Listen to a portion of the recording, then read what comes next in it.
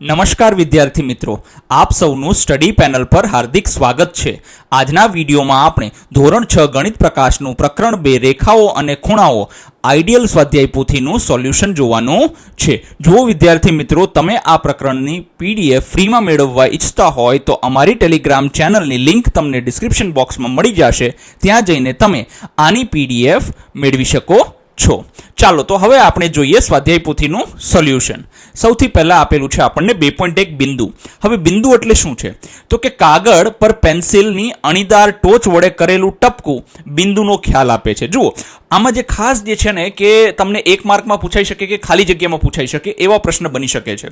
તો કે બિંદુ શું છે તો કે બિંદુ કોઈ ચોક્કસ સ્થાન નક્કી કરે છે, પરંતુ જો ધ્યાનથી યાદ રાખજો, સમજવાનો પ્રયત્ન કરજો, તેમાં કોઈ લંબાઈ, પહોળાઈ કે ઊંચાઈ હોતી નથી। અર્થાત તમે બિંદુ માટે વર્તુળ ન બનાવી શકો। યાદ રાખજો, જો ઘણા વિદ્યાર્થી રહ્યા ને આ સમજવામાં થોડી ભૂલ કરતા હોય છે। શું ભૂલ કરતા હોય છે? એ એવું વિચારતા હોય છે બિંદુ એટલે આપણે આવી રીતે બનાવીશું ને તો ચાલશે। ના, જો આની અંદર શું થઈ જશે, આની લંબાઈ પહોળાઈ ને એ પણ થઈ જશે, કારણ કે આની અંદર જગ્યા છે। બિંદુ એટલે શું? એક ટપકું જ તમારે કરવાનું ખાલી। જો આ ટપકું છે ને, આ ટપકાને શું કહેવાય છે તો કે બિંદુ તરીકે આપણે ઓળખીએ છીએ। પછી શું કીધું છે તો કે બિંદુઓને MNQ, જેમ કે આ MNQ જેવા કેપિટલ અથવા તો મોટા અક્ષર દ્વારા દર્શાવવામાં આવે છે। જુઓ અંગ્રેજી જે આલ્ફાબેટ છે એના મૂળાક્ષર છે, અંગ્રેજી મૂળાક્ષર છે, તેમાં જે કેપિટલ લેટર છે તેને બિંદુમાં આપણે એના નામ તરીકે દર્શાવીએ છીએ। હવે અહીંયા આપણને પ્રશ્ન થવો જોઈએ કે નામ તરીકે આપણે શું કામ આ અંગ્રેજીના મૂળાક્ષરોનો ઉપયોગ કર્યો? જુઓ સૌથી પહેલી વસ્તુ તો આપણે આનું નામ ના આપી શકીએ। આને કેમ કે આ બિંદુનું નામ મનન છે, આનું નામ નયન છે, આવી રીતે ના આપી શકીએ।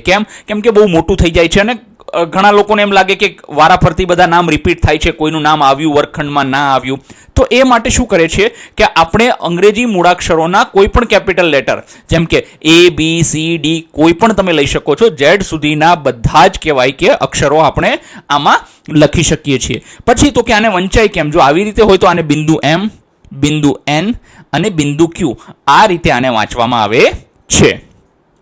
પછી શું કીધું છે તો કે પછી પ્રથમ પ્રશ્ન છે બિંદુ શું નક્કી કરે છે તો કે બિંદુ એક ચોક્કસ સ્થાન નક્કી કરે છે, બિંદુને કોઈ લંબાઈ, પહોળાઈ કે ઊંચાઈ હોતી નથી। પછી તો કે બિંદુ માટે મોડલ, નમૂના તરીકે ઉપયોગમાં લઈ શકાય તેવી કોઈ પણ 2 વસ્તુઓના નામ આપો। ચાલો જો કાગળ પર પેન્સિલની અણીદાર ટોચ વડે કરેલું ટપકું, હવે જો આ બિંદુનું એક ઉદાહરણ છે, એનો એક નમૂનો છે તો કે જ્યારે કાગળની મદદથી પેન્સિલ અણીદાર, એની અણીદાર જે ટોચ હોય છે, આપણી પેન્સિલની અણી હોય છે, એનાથી જે ટપકું કરીએ તો એ શું છે? એક બિંદુ છે। બીજું શું કીધું છે તો કે પરિકરની અણી અથવા તો સોયની અણી, જે આપણું પરિકર છે જેનાથી આપણે વર્તુળ બનાવીએ છીએ, અથવા તો સોય છે એની જે અણી જે છે એને શું કહીએ છીએ તો કે એને આપણે બિંદુ કહી શકીએ છીએ। પછી શું કીધું છે તો કે 2.2 રેખાખંડ। જો વિદ્યાર્થી મિત્રો હવે આ ધીરે ધીરે છે ને બધી વસ્તુની શરૂઆત થાય છે। સૌથી પહેલા બિંદુ હતું, હવે જો 2 બિંદુઓ વચ્ચેની જે રેખા છે એને શું કહેવાય છે તો કે એને રેખાખંડ કહેવાય છે। ચાલો રેખાખંડ એ 2 બિંદુઓ સહિત અને તેમને જોડતી રેખાઓ વચ્ચેનું સૌથી ટૂંકું અંતર છે। ખાસ યાદ રાખજો, જે છે આ બંને બિંદુઓ વચ્ચેનું જે સૌથી ટૂંકું અંતર જે છે ને એને શું કહેવાય છે તો કે રેખાખંડ કહેવાય છે। હવે સાહેબ શું આની અંદર આ બંને બિંદુઓ A અને B આવી જાય છે? હા, બંને બિંદુઓ પણ આની અંદર જ આવી જાય છે। અહીં દર્શાવ્યા પ્રમાણે બિંદુ A થી બિંદુ B સુધીનો સૌથી ટૂંકો પથ A થી B નો રેખાખંડ કહેવાય છે। જુઓ આ A થી લઈને B સુધીનો જે સૌથી ટૂંકામાં ટૂંકો પથ, એટલે રસ્તો કયો છે તો કે આ છે। સાહેબ આમથી જવાય, હા, પણ આ ટૂંકો રસ્તો બને નહીં, એટલે ટૂંકામાં ટૂંકો સીધી લીટીવાળો જે રસ્તો છે એને શું કહેવાય છે તો કે રેખાખંડ કહેવાય છે। હવે રેખાખંડને કઈ રીતે દર્શાવાય છે? જુઓ તો એને કઈ રીતે દર્શાવાય તો કે AB અને એના ઉપર એક લીટી મારી દેવાની, બરાબર છે। અને લીટી કેવી કે એને કહેવાય કે કિનારી અથવા તો આપણે કહેવાય ઓલા એરો હોતા નથી, આવી રીતે એક લીટી સીધી મારી દેવાની। આને વંચાઈ કઈ રીતે તો કે આને વંચાઈ રેખાખંડ AB અને આને વંચાઈ રેખાખંડ BA। સાહેબ આને ઉલટું લખીએ તો ચાલે? હા, જો રેખાખંડ છે, આમ જોવા જઈએ તો કિરણ સિવાય બધી વસ્તુઓને ઉલટ પુલટ કરો તો એમાં કોઈ ફેર પડે નહીં। આપણે એ પણ જોઈશું કે કિરણને શા માટે ઉલટું લખી શકાય નહીં। હવે શું કીધું છે? રેખાખંડનું અંત્ય બિંદુ એક નિશ્ચિત બિંદુ છે। જુઓ આ રેખાખંડના જે આ બંને અંત્ય બિંદુઓ છે શું છે તો કે એ એક નિશ્ચિત બિંદુ છે જ્યાંથી રેખાખંડ શરૂ થાય છે અથવા તો સમાપ્ત થાય છે। જુઓ કાં તો રેખાખંડ અહીંથી શરૂ થવાનો છે ને અહીંયા સમાપ્ત થશે, અને જો અહીંથી શરૂ થશે તો ક્યાં સમાપ્ત થશે તો કે અહીંયા સમાપ્ત થશે। તો કે સાહેબ આનું શરૂઆતનું બિંદુ અને અંતનું બિંદુ તો કે એ મહત્વનું જરાય છે નહીં, 2 બિંદુઓ હોવા જોઈએ અને બંને વચ્ચેનો સૌથી ટૂંકો પાથ એટલે શું થાય તો કે રેખાખંડ થાય છે। બિંદુઓ A અને B ને રેખાખંડ AB અથવા તો રેખાખંડ B ના અંત્ય બિંદુઓ પણ કહેવામાં આવે છે. જુઓ, હવે જે આ બિંદુ A અને B જે છે તે રેખાખંડની કિનારે આવેલા છે, તો એને શું કહેવાય છે? રેખાખંડના અંત્ય બિંદુઓ તરીકે પણ ઓળખવામાં આવે છે. પછી શું કીધું છે? તો કે રેખાખંડનું અંત્ય બિંદુ એક નિશ્ચિત બિંદુ છે જ્યાં રેખાખંડ શરૂ થાય છે અથવા તો સમાપ્ત થાય છે. જુઓ, હવે આ બિંદુ લઈ લ્યો અથવા તો આ બિંદુ. હવે આમાં ખબર કેમ પડશે કે કયું આનું કહેવાય કે શરૂઆતનું બિંદુ છે અને કયું સમાપ્ત બિંદુ છે? તો કે એ ખબર પડે નહીં. આપણે આને શરૂઆતનું માનીએ તો આ સમાપ્ત બિંદુ થશે અને આને શરૂઆતનું માનીએ તો આ સમાપ્ત બિંદુ થશે, એટલે એ નક્કી કરી શકાય નહીં. હવે બિંદુઓ A અને B ને રેખાખંડ AB અથવા તો BA ના અંત્ય બિંદુઓ કહેવામાં આવે છે. આ જોઈ લીધું આપણે. પછી શું કીધું છે? તો કે બિંદુ A અને B વચ્ચેનો ટૂંકો પથ. હવે જુઓ, આ જુઓ, તમને દેખાય છે? આ બધા રસ્તાઓ દેખાય છે? P થઈને એક રસ્તો જાય છે.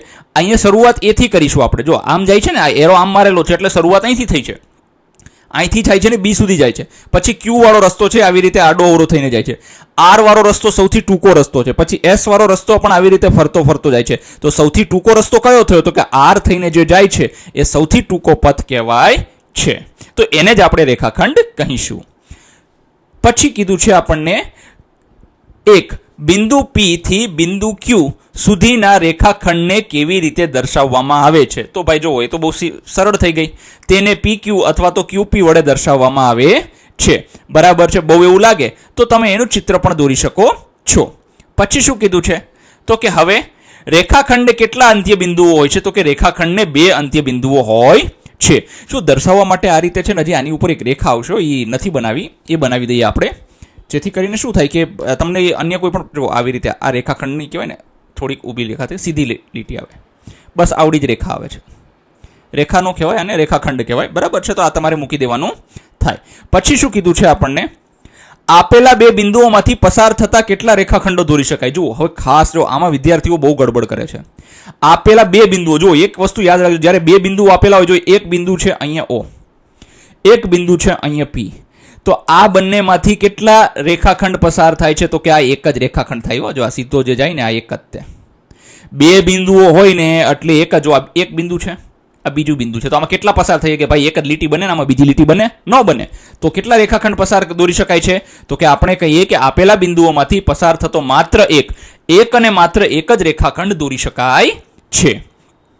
બરાબર છે? એક જ રેખાખંડ બને. 2 બિંદુઓ વચ્ચે હંમેશા એક જ રેખાખંડ બની શકે છે. પછી ચોથું, એક બિંદુમાંથી પસાર થતો કેટલા રેખાખંડ દોરી શકાય? જુઓ, હવે એક બિંદુ છે, આને સમજવાનો પ્રયત્ન. હકીકતમાં આ જો રેખા છે, આપણે આ વસ્તુને જો ભૂસી નાખીએ ને, આ કાઢી નાખીએ એટલે રેખાખંડ થઈ જશે. જો આને બિંદુ બનાવી દઈએ આપણે. બરાબર છે? એટલે આ શું થઈ જશે? આપણા રેખાખંડ થઈ જશે. હવે આપણને એમ કીધું છે કે એક બિંદુમાંથી, તો કે એક બિંદુ અહીંયા શું છે? તો કે એક બિંદુ આ O છે. બરાબર છે? હવે આ O માંથી કેટલા રેખાખંડ દોરી શકાય છે? કેટલા રેખાખંડ પસાર થઈ શકે છે? તો કે એમાં અસંખ્ય, અનંત રેખાખંડ. કેમ? જો અહીંથી આમ વધી જાય, આ બધા તમારે જેટલા મજા આવે ને એટલા બનાવી લેવાના. જો બરાબર છે? આ બધા શું થાય છે? તો કે રેખાખંડ એમાંથી પસાર થાય છે. કેટલા? તો કે જો એક બિંદુમાંથી કેટલા હોય? તો કે અસંખ્ય, આવી રીતે ગમે એટલા પસાર થઈ શકે. પણ જો 2 બિંદુ હોય તો એક જ હોય છે. આનું ખાસ આપણે યાદ રાખવાનું છે. 2 બિંદુ વચ્ચે એક જ, અને એક બિંદુ પરથી અસંખ્ય રેખાખંડ પસાર થઈ શકે છે. જો અહીંયા આપેલું છે ને, જો આ એક જ બિંદુ છે, તો જો આ એક બધી કેટલી બધી પસાર થાય છે ને, તો રેખા માટે પણ આ જ નિયમ લાગુ પડશે. યાદ રાખજો આને. બરાબર છે? પછી શું કીધું છે આપણને? તો કે હવે આપણને પ્રશ્ન પૂછવામાં આવ્યો છે 5.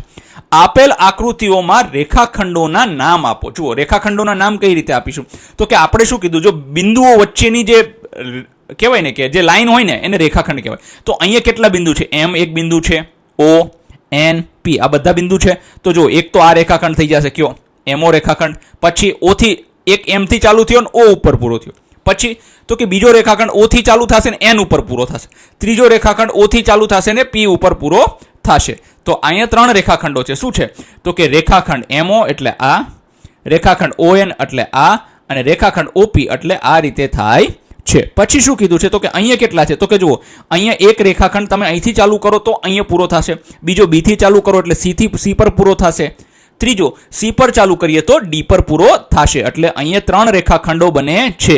રેખાખંડ AB, રેખાખંડ BC અને રેખાખંડ CD બને છે. જો વિદ્યાર્થી મિત્રો, ઉપર આવી રીતે કહે ને કે તમારે એક લાઈન દોરવાની થાય છે. પછી શું કીધું છે? 6. આપેલ આકૃતિ પરથી નીચેના પ્રશ્નોના જવાબ આપો. જુઓ, આ પાઠ્યપુસ્તકની આકૃતિ છે, એમાં અલગ કહેવાય કે બિંદુઓ આપેલા છે અને આમાં અલગ આપેલા છે. ચલો, શું કીધું છે? તમામ રેખાખંડોના નામ લખો. તો જો, પેલો A થી ચાલુ થયો એટલે B સુધી, બીજો B થી ચાલુ થયો એટલે C સુધી, ત્રીજો C થી ચાલુ થયો એટલે D સુધી, ચોથો D થી ચાલુ થયો એટલે 1 2 3 હા D થી ચાલુ થયો એટલે E સુધી. તો રેખાખંડ ક્યાં ક્યાં છે? તો કે AB, BC, CD અને DE આ રેખાખંડો છે. સાહેબ, આને ઊંધા લખી શકીએ? હા, લખી શકો ને. ED, DC, CB અને BA, એનાથી કોઈ ફેર પડે નહીં. પછી શું કીધું છે? બીજું, એવા બિંદુઓ જે માત્ર એક જ રેખાખંડ પર હોય. ખાસ સમજવાની જરૂર છે વિદ્યાર્થી મિત્રો, એવા બિંદુ કે જે માત્ર એક જ રેખાખંડ પર હોય. ચાલો આપણે પેન લઈ લઈશું આને, જેથી કરીને વધારે સરળતાથી સમજી શકીએ. શું કીધું છે? જો, હવે આ જે બિંદુ છે ને B, તમને દેખાય છે? એ બે રેખાખંડ પર છે. જો, એક તો AB ઉપર છે, આના ઉપર છે, દેખાય છે? બરાબર છે. અને એક જે છે એ આના ઉપર છે. આ બંને ઉપર આવેલા છે. બરાબર છે. તો હવે એવા શું કીધું છે આપણને કે એવા બિંદુઓ કે જે માત્ર એક જ રેખાખંડ પર હોય. તો અહીંયા એક જ રેખાખંડ પર ઉપર છે એક આ બિંદુ છે અને આ. કેમ કે અહીંયા આગળ બીજો કોઈ આપણે રેખાખંડ દોરેલો નથી. જો બીજો રેખાખંડ નથી દોરેલો તો એનાથી આપણે કહી શકીએ કે આ A અને E એ બંને કેવા છે? માત્ર એક જ રેખાખંડ પર આવેલા છે. તો આપણે લખીએ બિંદુ A અને બિંદુ E જે આકૃતિના છેડાના બિંદુઓ છે તે માત્ર એક જ રેખાખંડ પર આવેલા છે. હવે ત્રીજું, એવા બિંદુઓ જે બે રેખાખંડ પર આવેલા. જો, હવે બે રેખાખંડ પર આવેલા હોય તો ચાલો હવે એને સમજી લઈએ. આપણે બીજું પેન લઈ લઈશું જેથી કરીને સરળતાથી સમજાય. જો, અહીંયા શું કીધું છે? તો કે જો, આ તમને B દેખાય છે, તો કે B જે છે એ આ બાજુ આવેલો દેખાય છે, આ રેખાખંડ ઉપર આવેલો છે, આ રેખાખંડે આવેલો છે. મતલબ AB રેખાખંડ પણ કહેવાય ને BC પણ કહેવાય છે. પછી C ની સ્થિતિ સેમ છે. શું? તો કે આ રેખાખંડ પૂરો થાય ત્યાં આવેલો છે અને આ રેખાખંડની શરૂઆત થાય ત્યાં આવેલો છે. પછી D માં પણ એ જ વસ્તુ છે. શું છે? તો કે આ CD અહીંયા D પૂરો થાય છે એનો સમાપ્ત બિંદુ છે અને અહીંથી D રેખાખંડનું એ શરૂઆતનું બિંદુ છે. તો એવા બિંદુઓ જે બે રેખાખંડ પર આવેલા છે B, C અને D જવાબ આવશે. શું જવાબ આવશે? B, C અને D જે અંદરની તરફ બે રેખાખંડોને જોડે છે. પછી શું કીધું છે આપણને? 7. હવે અહીંયા કીધું છે આપેલી આકૃતિ પરથી નીચેના પ્રશ્નના જવાબ આપો. ચાલો, તમામ રેખાખંડો લખો. જો, પેલો રેખાખંડ આ PQ બરાબર છે, બીજો રેખાખંડ QR, પછી RB, AB અથવા તો તમને જે મજા આવે BA, પછી આ રેખાખંડ છે, પછી CD, RS અને ST આટલા રેખાખંડો આવેલા છે. હા, તમે ધારો ને તો એક બીજો મોટો રેખાખંડ પણ બની શકે. શું બની શકે ખબર છે તમને? આ તો બનાવી લીધો ને આપણે RS. હા, QS પણ એક રેખાખંડ બની શકે અને BC પણ એક રેખાખંડ બની શકે છે. તો શું કીધું છે? સૌથી પહેલો રેખાખંડ ચાલો આપણે બનાવતા જઈએ. કયો છે? તો કે PQ રેખાખંડ. આના માટે આપણે લાલ પેન લઈ લઈશું. સૌથી પહેલો રેખાખંડ PQ. જો, આ થઈ ગયો રેખાખંડ બરાબર. પછી DC, તો આ D થી ચાલુ થાય છે અને અહીંયા C પર પૂરો થાય છે. ST, તો કે આ સાથીઓ આપ્યો છે ને. પછી AB, તો A થી ચાલુ થાય છે અને B પર પૂરો થાય. પછી BR, તો કે આ BR છે. પછી RC, આ RC છે. પછી QS, તો જો આ આખો રેખાખંડ છે ને, આને પણ આખો રેખાખંડ જ કહેવાય છે કારણ કે આ એક બિંદુ છે ને આ એક બિંદુ, એ બંને વચ્ચેનો સૌથી ટૂંકો રસ્તો. પછી છે QR, જો આટલો ભાગ છે ખાલી બરાબર છે. પછી RS, આટલો ભાગ છે. હવે એ રીતે BC અને BR અને RC પણ લખી શકાય છે. BR અને RC તો ઓલરેડી આપેલા છે, તો અહીંયા તમારે BC ઉમેરવું હોય તો BC આપણે લખી શકીએ છીએ. આ BC રેખાખંડ છે બરાબર છે. હજી વધુમાં એક વસ્તુ જે અહીંયા રહી ગઈ છે, શું છે? ખાસ આ બધાની ઉપર તમારે શું કરવાનું છે? આવી રીતે કે એક લાઈન દોરી દેવાની છે, આ રેખાખંડ દર્શાવે છે. પછી શું કીધું છે? એવા બિંદુઓ જે માત્ર એક જ રેખાખંડ પર આવેલા છે. ચાલો, હવે એક જ રેખાખંડ પર આવેલા કિનારાવાળા બિંદુઓ હોય એ એક જ રેખાખંડ પર આવેલા છે. કયા બિંદુ છે? P, A, D, T. જો, આ P, આ A, આ D અને T આ કિનારાવાળા બિંદુ. કેમ કે અહીંથી આગળ કોઈ રેખાખંડ થતો નથી. તો આ કેવા છે? તો કે આ કિનારાના બિંદુઓ પર આવેલા છે, મુક્ત આવેલા છે. તો એ કહેવાય કે આ ફક્ત એક જ લાઈન ઉપર આવેલા છે. આ ST ઉપર આવેલું છે, આ AB છે, આ DC છે અથવા તો CD છે, આ PQ છે. એવા બિંદુઓ કે જે બરોબર બે રેખાખંડ પર આવેલા. તો કે શું? આના સિવાયના જેટલા વૈધા ને એ બધા શું થઈ જશે? તો કે કહેવાય કે અલગ અલગ કહેવાય કે બે રેખાખંડો પર આવેલા છે. જેમ કે જુઓ, આ B છે અને આના માટે આપણે પેનનો કલર બદલી લઈએ. જો, આ B છે, એ ક્યાં આવેલો? તો કે AB ઉપર આવેલો છે ને BR ઉપર આવેલો છે. પછી ક્યુ, તો કે PQ ઉપર આવેલો છે, QR અથવા QS ઉપર આવેલો છે. પછી R, તો કે R તો 4 જગ્યાએ આવેલો છે, QR, RC, RS અને BR. પછી C, તો કે C કોના ઉપર આવેલો, તો કે એક તો RC અને CD. S ક્યાં આવેલો છે, તો કે RS અને ST. તો આવી રીતે કહેવા જઈએ કે જે બિંદુઓ બે રેખાખંડોના જોડાણ સ્થાન ધરાવે છે તેવા QBCS અને નોંધ RA આડી અને ઊભી એમ બંને લાઈનોનું છેદન બિંદુ હોવાથી 4 નાના મોટા QRRS બનાવે છે. એટલે આની સાથે RA લખવાનો થાય છે. બરાબર છે. તો આ રીતે આપણે આને સમજવાનું છે. હવે આગળ શું કીધું છે આપણને, તો કે રેખા. જો સૌથી પહેલા આપણે શું ભણ્યા, તો કે સૌથી પહેલા આપણે બિંદુ જોયું. બરાબર છે. બિંદુ પછી આપણે શું જોયું, તો કે રેખાખંડ જોયો. હવે રેખા જોઈએ. જુઓ, હવે આને સમજવાની જરૂર છે. જ્યારે રેખાખંડને બંને બાજુ, અહીંયા જો ઓલું ભૂલાઈ ગયું છે, બાજુમાં ઉની માત્રા ભૂલાઈ ગઈ છે, હા, બાજુ અનંત સુધી લંબાવવામાં આવે ત્યારે રેખા મળે છે. જો આપણે શું જોયું, આ A છે, આ B છે, એ બંને વચ્ચેની જગ્યાને શું કહેવાય, તો કે રેખાખંડ કહેવાય. પણ જ્યારે આ B ને આમ આગળ લઈ જવામાં આવે અને અનંત સુધી, જો અનંત સુધી એટલે ક્યાં સુધી, તો કે આપણે તો આપણી નોટનું પેજ હોય એટલી આપણી પાસે લિમિટ હોય, તો જો આવો એરો મારી દેવાનો, આવું નિશાન કરી દેવાનું. આનો મતલબ શું છે કે આ અનંત દિશા સુધી આગળ વધે છે. પછી તો કે અહીંયા A ને આમ વધારી દેવાનું, આમ, એટલે આ અનંત દિશા સુધી આગળ વધે છે. તો એને શું કહેવાય છે, તો કે રેખા કહેવાય છે.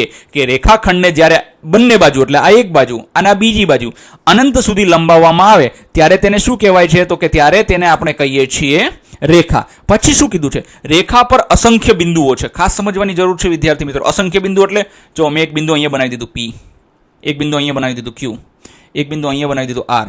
તો સાહેબ કેટલા બિંદુ, અસંખ્ય બિંદુ તમે અહીંયા બનાવી શકો છો.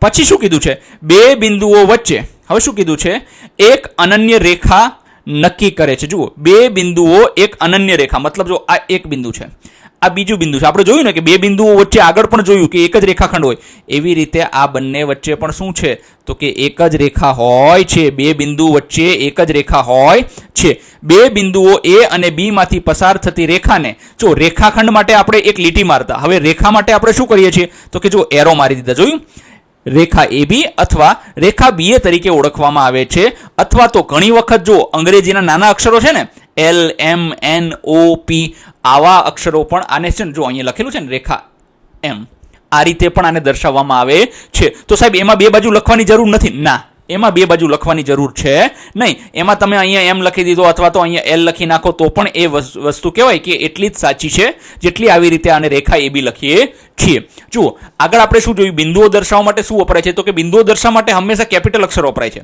A, B, C, D આવા A to Z બધા. જ્યારે રેખા દર્શાવવા માટે ઘણીવાર આપણે નાના અક્ષરોનો પણ ઉપયોગ કરીએ છીએ. પછી શું કીધું છે આપણને, કોઈ પણ બે બિંદુઓ એક અનન્ય રેખા નક્કી કરે છે જે તે બંનેમાંથી પસાર થાય છે. એક બિંદુમાંથી અસંખ્ય રેખા. જુઓ, હવે જુઓ, આ રેખાનું આવી ગયું, આને શું સમજવાનું છે, તો કે આ એક બિંદુ છે, તો કે એક બિંદુમાંથી કેટલી રેખા પસાર થાય છે, તો કે અસંખ્ય રેખાઓ પસાર થાય છે. અહીંયા આમ બનાવી લ્યો એક રેખા, આમ, બરાબર છે. તમને જ્યાં અનુકૂળ આવે ને એ રીતે તમે રેખા પસાર, હા, આ બિંદુમાંથી પસાર થવી ફરજિયાત છે. બરાબર છે. પછી બીજું શું છે, તો કે હવે શું કીધું છે, બે બિંદુઓમાંથી, તો કે બે બિંદુઓ એટલે શું, તો કે બે બિંદુઓ એટલે આ એક બિંદુ છે, આ બીજું બિંદુ છે. હવે આમાંથી કેટલી રેખા પસાર થઈ શકે, તો કે આમાંથી હંમેશા એક અને એક જ રેખા પસાર થઈ શકે છે. આગળ રેખાખંડમાં પણ આ જ વસ્તુ આપણે જોઈ હતી. હવે શું કહે છે, એક, જ્યારે રેખાખંડને તેના અંતિમ બિંદુઓથી આગળ અનંત સુધી લંબાવવામાં આવે છે ત્યારે શું થાય છે, જો રેખાખંડને અનંત સુધી લંબાવવામાં આવે ને ત્યારે શું બને છે, તો કે રેખા બને છે. શું બને છે, તો કે જ્યારે રેખાખંડને બંને બાજુ અનંત સુધી લંબાવવામાં આવે છે ત્યારે રેખા મળે છે. પછી શું કીધું છે, દોરો રેખા AB જેના પર બિંદુઓ P, Q અને R આવેલા છે. પહેલા આપણે રેખા દોરીશું. ચાલો, જો આ રેખા દોરી દીધી, એને નામ આપી દીધું A અને B. પછી શું કીધું છે, તો કે એના પર બિંદુઓ આવેલા છે. ક્યાં બિંદુઓ આવેલા છે, P, Q અને R બિંદુઓ આવેલા છે. પછી હવે શું કીધું છે, 3, નીચેના દરેકને દર્શાવવા માટે એક કાચી આકૃતિ દોરો અને યોગ્ય રીતે નામ આપો. જુઓ, આ તો આપણને આપેલું છે કે રેખા AB, જો આ રેખા AB બનાવી દીધી છે. પછી રેખા BD, આ રેખા BD બનાવી દીધી છે. અને ક્યાં છેદે છે, B. છેદે એટલે શું ખબર છે, તો કે બંને રેખાઓ જ્યાં એકબીજાને ભેગી થઈને અલગ થઈ જતી હોય ને એને છેદે કહેવાય. બરાબર છે. પછી અહીંયા કીધું છે રેખા LM અને રેખા NO Y બિંદુ પર છેદે છે. ચાલો, જો પહેલા બનાવી દીધી રેખા LM, પછી કઈ રેખા બનાવી, તો કે પછી બનાવી રેખા N અને O અને કયા બિંદુ પર છેદે છે તો કે Y બિંદુ પર છેદે છે. જુઓ અહીંયા તમે છે ને એક વસ્તુ એ પણ ધ્યાનમાં રાખી શકો છો વિદ્યાર્થી મિત્રો, અહીંયા જે છે ને L ને અહીંયા મૂકી દેવાય, L M N O આ રીતે આપણે લખીએ. જો કે અહીંયા કિનારે જ્યારે લખતા હોઈએ ને ત્યારે હંમેશા શું છે એને નાના અક્ષરોમાં લખતા હોઈએ છીએ. પછી શું કીધું છે તો કે હવે આપણને કીધું છે રેખા M પર બિંદુઓ G અને H આવેલા છે પરંતુ બિંદુ J આવેલું નથી. હવે મતલબ એનો મતલબ શું થાય ખબર છે? પહેલા આપણે કઈ રેખા દોરવી પડશે. ચાલો એક રેખા દોરી, એને નામ આપી દો M આપી દીધું. ચાલો હવે એના પર કયા કયા બિંદુઓ આવેલા છે તો કે G અને H. જુઓ આ G છે અને આ H છે, બે બિંદુ આવી ગયા પરંતુ બિંદુ J આવેલું નથી. એટલે J ને ક્યાં અહીંયા બનાવો ગમે ત્યાં બનાવો પણ રેખા ઉપર એને બનાવવાનું થતું નથી. પછી શું કીધું છે આપણને તો કે બિંદુ Q એ રેખાખંડ RS પર આવેલું છે. જુઓ બિંદુ Q એ રેખાખંડ RS, અહીંયા નિશાની તો રેખાની આપી છે. ચાલો હવે આપણને જો રેખાની નિશાની આપી છે ને તો અહીંયા રેખાખંડ નહીં લખીએ આપણે, અહીંયા આની ભૂલ છે. શું ભૂલ છે? અહીંયા આને જો આ પૂછ્યું છે આપણને રેખાખંડ અને અહીંયા નિશાની આપી છે રેખાની, તો આ વસ્તુ શક્ય છે નહીં. બંને વસ્તુ ક્યારેય સાથે આવી શકે નહીં. આમાં કાં તો શું હોઈ શકે, રેખાખંડ RS છે તો ખાલી એને RS આવી રીતે લખવાની જરૂર હતી, આ રેખા થઈ ગઈ. પણ આપણે શું બનાવ્યું છે તો કે આપણે અહીંયા બનાવી દીધું છે રેખા બનાવી દીધી છે, બરાબર છે. તો કે હવે જો અહીંયાથી આને હટાવી દઈશું, આ થઈ જશે R, આ થઈ જશે S અને બિંદુ Q તો કે અહીંયા વચ્ચે બિંદુ Q. સાહેબ વચ્ચે મૂકવું જરૂરી છે? અરે ના ભાઈ, અહીંયા મૂકો, તમને મજા આવે અહીંયા તમે બિંદુ મૂકી શકો છો, બરાબર છે. પછી શું કીધું છે તો કે હવે આવે છે 2.4 કિરણ. જો આ ખૂબ જ સરસ છે. આ બધું ખરેખર કહેવાય ને કે ગણિતનું બિલકુલ પાયાની વસ્તુઓ છે, બહુ ધ્યાનથી સમજવાની જરૂર છે. કિરણ એટલે શું તો કે તમને ખબર હોય તો સૂર્યની કિરણ તમે નામ જોયું હશે, સવારના સમયમાં વહેલા પરોઢિયે જે સૂર્યની કિરણ આવે એવી જ રીતે છે. હવે એ કિરણ, સૂર્યની કિરણ ક્યાંથી નીકળે છે તો કે જો એની એક ઉદ્ભવ બિંદુ હોય. ઉદ્ભવ બિંદુ એટલે જ્યાંથી એ કિરણ નીકળી છે ને એ વસ્તુ કે સૂર્યમાંથી નીકળી છે, પછી કઈ દિશામાં આગળ જાય છે તો કે જે દિશામાંથી નીકળી છે એની વિપરીત દિશામાં આગળ જાય છે. કિરણ એ રેખાનો એક ભાગ છે જે એક બિંદુથી શરૂ થાય છે. જો આ બેટરી છે, બરાબર છે, આ ટોર્ચ છે ને, તો અહીંથી કિરણ નીકળી છે અને અહીંથી એ કહેવાય કે એક બિંદુથી શરૂ થાય, મતલબ આ બિંદુથી એ શરૂ થઈ છે. આને શું કહેવાય છે તો કે એને એનું પ્રારંભિક બિંદુ અથવા તો ઉદ્ભવ બિંદુ કહેવામાં આવે છે. અને એ એક દિશામાં અનંત સુધી જાય છે, એટલે આમ ધીરે ધીરે આ ક્યાં જાય છે તો કે અનંત સુધી જાય છે. પછી બાજુની આકૃતિ કિરણ AB દર્શાવે છે. જુઓ અહીંયા એનું ઉદ્ભવ બિંદુ છે અને અહીંયા કહેવાય કે કિરણ જાય છે તો આને કિરણ AB આવી રીતે લખાય છે.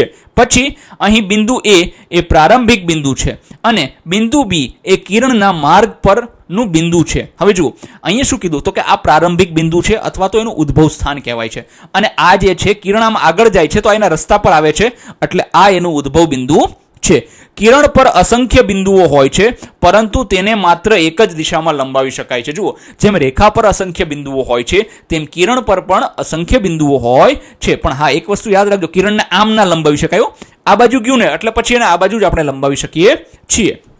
પછી શું કીધું છે યાદ રાખો તો કે કિરણ AB અને કિરણ B જુદા જુદા કિરણો છે. જુઓ હવે તમને યાદ હોય તો રેખાખંડમાં આપણે બે અક્ષરને ઊંધા ચિત્તા કરીને લખતા હતા, પછી રેખાની અંદર પણ આપણે કહેવાય કે બંને અક્ષરને ઉલટ પુલટ કરીને લખતા હતા, પણ કિરણમાં આ વસ્તુ થશે નહીં. જુઓ આનો પેલો અક્ષર મતલબ શું છે કે પેલો અક્ષર મતલબ આ કિરણનું ઉદ્ભવ બિંદુ છે. હવે જો આને ઊંધા કરી નાખીએ એટલે આનો પેલો અક્ષર કયો થઈ ગયો તો કે B. હવે શું આ કિરણનું ઉદ્ભવ બિંદુ B છે? ના, આનું ઉદ્ભવ બિંદુ તો A છે, એટલે આ રીતે આને લખી શકાય નહીં. સાચું આ રીતે જ લખી શકાય. હવે પૂછ્યું છે આપણને કિરણ શું છે તો કે કિરણ એ રેખાનો એક ભાગ છે. એક નિશ્ચિત બિંદુથી મતલબ પ્રારંભિક બિંદુથી શરૂ થાય છે અને એક જ દિશામાં અનંત સુધી જાય છે. પછી બીજું, શું કિરણને આપણે કોઈ દિશામાં લંબાવી શકાય કે લંબાવી શકાય? હા કે ના તો કે ના, કિરણને માત્ર એક જ દિશામાં લંબાવી શકાય, બધી દિશામાં. જો એનું જે ઉદ્ભવ બિંદુ છે ને એ સ્થિર થઈ જશે, એની વિરુદ્ધ દિશામાં આપણે એને લંબાવી શકીએ છીએ. પછી શું કીધું છે 3, આપેલી આકૃતિનો અભ્યાસ કરો અને નીચેના જવાબ આપો. સૌથી પહેલા બિંદુ D ની ઉદ્ભવતા બિંદુ D થી ઉદ્ભવતા તમામ કિરણોના નામ આપો. જુઓ બિંદુ D થી તો એક આ કિરણ જાય છે એટલે DB, પછી એક આ કિરણ જાય છે DG, પછી એક આ કિરણ જાય છે DH, પછી એક આ કિરણ જાય છે DA. હવે જો D અને AD ક્યારેય નહીં લખાય. કેમ કે ઉદ્ભવ બિંદુ બધાનું શું છે D છે, એટલે D જ હંમેશા પહેલા આવશે. તો બિંદુ D થી શરૂ થઈને અલગ અલગ દિશામાં જતા કયા કિરણો છે તો કે પહેલું છે DG, બીજું છે DB, ત્રીજું છે DH અને ચોથું છે DA. પછી બી, બિંદુ બી થી ઉદ્ભવતા તમામ કિરણોના નામ આપો. હવે જો બિંદુ બી થી ઉદ્ભવતા તમામ કિરણો, તો કે બિંદુ બી થી શરૂ થઈને રેખા પર નીચેની દિશામાં જતું કિરણ. જો હવે આને આપણે શરૂઆતનું બિંદુ ગણીએ તો કિરણ જો આમ જાય છે, દેખાય છે એક કિરણ આ છે, તો એને શું કહેવાય છે? તો કે એને કિરણ બીએ તરીકે પણ લખાય છે અથવા તો બીડી તરીકે પણ ઓળખાય છે. આ આખું એક કિરણ છે. તો સાહેબ એવી જ રીતે તમે વિચાર કરો કે એ થી ચાલુ કરી અને બી તરફ જઈ શકે કિરણ? હા, એવી રીતે પણ જઈ શકે છે. હવે શું કીધું છે? બિંદુ એચ થી ઉદ્ભવતા તમામ કિરણોના નામ આપો. તો કે બિંદુ એચ થી એક તો HG થશે અને બીજું આમ જશે એટલે HD કિરણ પણ થઈ જાય છે. તો આ બંને કિરણો જે છે તેની ઉપરની દિશામાં, તેની વિરુદ્ધ દિશામાં જાય છે. પછી હવે આપણને કીધું છે 4, આપેલી આકૃતિઓના આધારે પ્રશ્નોના જવાબ આપો. ચલો, આ આકૃતિ આપી છે, 6 બિંદુઓના નામ આપો. જો 1 2 3 4 5 6 જ બિંદુ છે, બધાના નામ લખી નાખો. O P M A B N થઈ ગયા બધાના નામ. પછી 2 રેખાઓના નામ આપો. બરાબર છે. હવે OM અને AN, જો આ OM આ એક રેખા થઈ ગઈ અને બીજી આ આખી રેખા AN આ રેખા છે. જો તને આને રેખા AB કહેવાય, હા ભાઈ કહી શકાય. રેખા OP કહેવાય, હા ભાઈ કહી શકાય. રેખા AN તો કીધી જ છે. પછી આને રેખા OP કહેવાય, હા કહેવાય. રેખા OM કહેવાય, હા કહેવાય. મતલબ વચ્ચેના કટકાથી પણ રેખા આગળ જતી હોય છે. એવી રીતે નામ લખી શકાય છે. પછી છે બિંદુ P માંથી ઉદ્ભવતા તમામ કિરણ. આ બિંદુ P, આ P છે, બરાબર છે. ચાલો, પહેલું કિરણ છે PO, આ કિરણ થઈ ગયું. બીજું છે PM, આ બાજુ. ત્રીજું છે PA, અહીંથી અહીંયા આખું. ચોથું છે PN, આ દિશામાં. પછી છે PB, તો કે અહીંયા સુધીનું કિરણ, આ આખું કિરણ કહી શકાય છે. જો પછી શું કીધું છે? કોઈ પણ 6 રેખાખંડોના નામ આપો. જો આ એક કટકો, રેખાખંડ એટલે કટકો જ ને. OP, PN, PM, PB, પછી PA. આ રીતે થઈ શકે છે. શું છે? OP સૌથી પહેલા આ, પછી છે PM, પછી છે OM, જો આ આખો રેખાખંડ એક થાય. પછી છે AB, રેખાખંડ AB, પછી રેખાખંડ BP, પછી રેખાખંડ PN.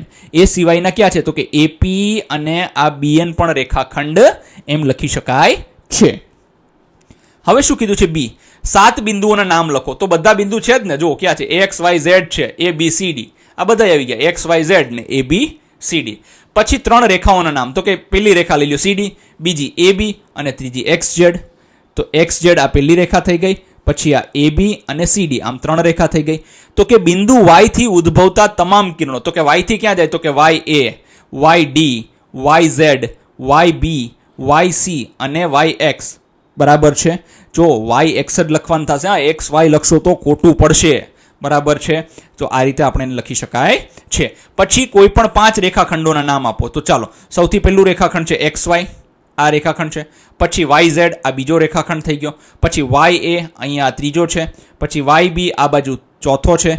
પછી YC, આ બાજુ પાંચમો છે. અને YD અહીંયા છઠ્ઠો લખી શકાય છે. આપણે 5 પૂછ્યા છે એટલે 5 લખ્યા છે. પછી જુઓ, X અને Z એક રેખાખંડ છે, A અને B રેખાખંડ છે, C અને D પણ એક રેખાખંડ છે. 2.5 ખૂણો. ખૂણો એટલે શું? તો કે 2 કિરણોના સામાન્ય ઉદ્ભવ બિંદુથી ખૂણો બને છે. જુઓ, 2 કિરણો એટલે જો એક કિરણ આમ જાય છે, OA, અને OB આમ જાય છે. હવે આ બંનેના ઉદ્ભવ બિંદુ જે છે એટલે O શું છે? એનું ઉદ્ભવ બિંદુ છે. તો અહીંયા શું બને છે? તો કે આ ખૂણો બને છે. પછી શું કીધું છે? તો કે ખૂણો બનાવતા 2 કિરણોને ખૂણાની ભુજાઓ અથવા બાજુઓ કહેવાય છે. જુઓ, હવે આ ખૂણો બનાવે છે તો આ ખૂણાની ભુજા કહેવાય છે. શું કહેવાય છે? ભુજાઓ અથવા તો એની બાજુઓ તરીકે આપણે એને ઓળખીએ છીએ. પછી સામાન્ય ઉદ્ભવ બિંદુ એ ખૂણાનું શિરોબિંદુ છે. હવે જુઓ, અહીંયા કિરણ શું છે? તો કે OA કિરણ છે અને OB, આ બંનેનું કહેવાય કે સામાન્ય એટલે કોમન ઉદ્ભવ બિંદુ છે. કેમ કે OA અને OB નું ઉદ્ભવ બિંદુ શું છે? O છે. તો આને શું કહેવાય છે? તો કે આને આપણે ખૂણાનું શિરોબિંદુ કહીએ છીએ. બાજુની આકૃતિમાં OA અને OB મળીને ખૂણો AOB રચે છે. તેને ખૂણો BOA અથવા તો ખૂણો AOB અથવા તો ખૂણો O તરીકે પણ નામ આપી શકાય છે. જુઓ, હવે અહીંયા શું છે? તો કે ખૂણો AOB. આ જુઓ, આ નિશાની જે છે ને, તમને દેખાય છે ક્યાં ગઈ? હા, આ નિશાની ખૂણાની છે. બરાબર છે. જો આવી રીતે ખૂણો બને, આ આકૃતિને સાવ નાની કરી દઈએ તો કેવી થઈ જાય? તો કે આવી બની જાય. તો કે આને શું વંચાય? તો કે ખૂણો AOB વંચાય, ખૂણો BOA પણ વાંચી શકો અને ખાલી ખૂણો એ લખો તો પણ ચાલી શકે છે. પછી શું કીધું છે? ખૂણો શબ્દને પ્રતીક આવી રીતે દર્શાવી શકાય છે. ખૂણો O અથવા તો ખૂણો O તરીકે લખી શકાય. જો આ એનું પ્રતીક છે તો આપણે આ રીતે એને દર્શાવી શકીએ છીએ. પછી ખૂણાનો ઉલ્લેખ કરતી વખતે શિરોબિંદુ હંમેશા વચ્ચેના અક્ષર તરીકે લખવામાં આવે છે. જેમ કે ખૂણો AOB માં O એ વચ્ચેનો છે. જુઓ, ખૂણો AOB માં જો વચ્ચેનો અક્ષર જે હોય ને ખૂણાનો, એને જ તમે કહેવાય કે શિરોબિંદુ જેને કહેવાય છે, એને જ આપણે આવી રીતે લખી શકીએ. જો ખૂણો એ ન લખી શકાય, ખાલી ખૂણો એ નહીં લખી શકાય, કારણ કે વચ્ચેનો અક્ષર જે છે એને જ તમે શિરોબિંદુ જે છે એને જ તમે ખૂણાની નિશાની તરીકે ખૂણો A તરીકે લખી શકો છો. ખૂણો દર્શાવવા માટે આપણે શિરોબિંદુ પાસે બંને ભુજાઓને સ્પર્શ કરતો એક નાનો વક્ર દોરીએ છીએ. જુઓ, આવી રીતે જો આ દેખાય છે, આ વક્ર દોરેલો, તો આને ખૂણો દર્શાવેલો કહેવાય છે, કે અહીંયા ખૂણો બને છે એવું આપણે આનાથી દેખાડીએ છીએ. પછી શું કીધું છે? તો કે ખૂણાનું માપ. તો કે ખૂણાનું માપ એ પરિભ્રમણ અથવા વળાંકની માત્રા છે, જે પ્રથમ કિરણ અને બીજા કિરણ સુધી લઈ જવા માટે શિરોબિંદુની આસપાસ જરૂરી છે. જુઓ, આ કહેવાય કે કેવું છે? તો કે આ પ્રથમ કિરણ છે. હવે અહીંથી આ બીજું કિરણ આમ અલગ કર્યું, બરાબર છે? તો આ પરિભ્રમણ, આખું પરિભ્રમણ જે થાય છે, આ એનો જે વળાંક બને છે, બરાબર છે, એ ખૂણાનું માપ છે. કહેવાય કે અહીંથી અહીંયા સુધીનું અંતર કેટલું? તો કે જુઓ, તમને એવું હશે કે આ મીટર, સેન્ટીમીટર શેમાં? ના, આ લંબાઈ નથી માપતા. ખૂણો હંમેશા જે છે તે આપણે શેમાં માપીએ છીએ? તો કે ડિગ્રીમાં માપીએ છીએ. એટલે કિરણ એ પ્રથમ કિરણ, એક પ્રથમ કિરણ, કિરણ બે બીજું કિરણ, એ સ્વૈચ્છિક ધારણાઓ છે. આપણે કોઈ પણ કિરણને કિરણ 1 અથવા તો કિરણ 2 તરીકે લઈ શકીએ છીએ. જુઓ, અહીંયા બહુ સરસ વસ્તુ લખી છે. શું? કે આને જ કિરણ 1 લેવું એવું જરૂરી નથી. તમે આને પણ કિરણ 1 લઈ શકો છો, અને અહીંથી પછી આ બાજુ પરિભ્રમણ થયું એમ પણ કહી શકાય છે. એક, આપેલી આકૃતિના આધારે જવાબ આપો. ચાલો, આ આકૃતિ આપી છે. 3 બિંદુઓનો ઉપયોગ કરીને ખૂણાનું નામ લખો. 3 બિંદુઓ એટલે ખૂણો CAB લખાય, અથવા તો ખૂણો BAC, બંને લખી શકાય છે. માત્ર એક બિંદુનો ઉપયોગ કરીને ખૂણાનું માપ લખો. તો એક બિંદુ એટલે કયું? તો કે એનું શિરોબિંદુ હોવું જોઈએ. શું છે? ખૂણો A. તો અહીંયા લખીશું ખૂણો A. ખૂણાનું શિરોબિંદુ તો કે A છે. ખૂણાની ભુજાઓ તો કે AC અને AB, અથવા તો AB અને AC, AB અને AC એ શું છે? તો કે ખૂણાની ભુજાઓ છે. પછી શું કીધું છે? 2, આપેલા દરેક ચિત્રમાં કોઈ એક ખૂણો બનાવતા કિરણો દોરો અને તે ખૂણાના શિરોબિંદુનું નામ આપો. જુઓ, અહીંયા આપેલું છે ઉદાહરણ તરીકે. જુઓ, અહીંયા ખૂણો બને છે, આ ખૂણો બન્યો, તો એને નામ શું આપ્યું? ખૂણો AOB.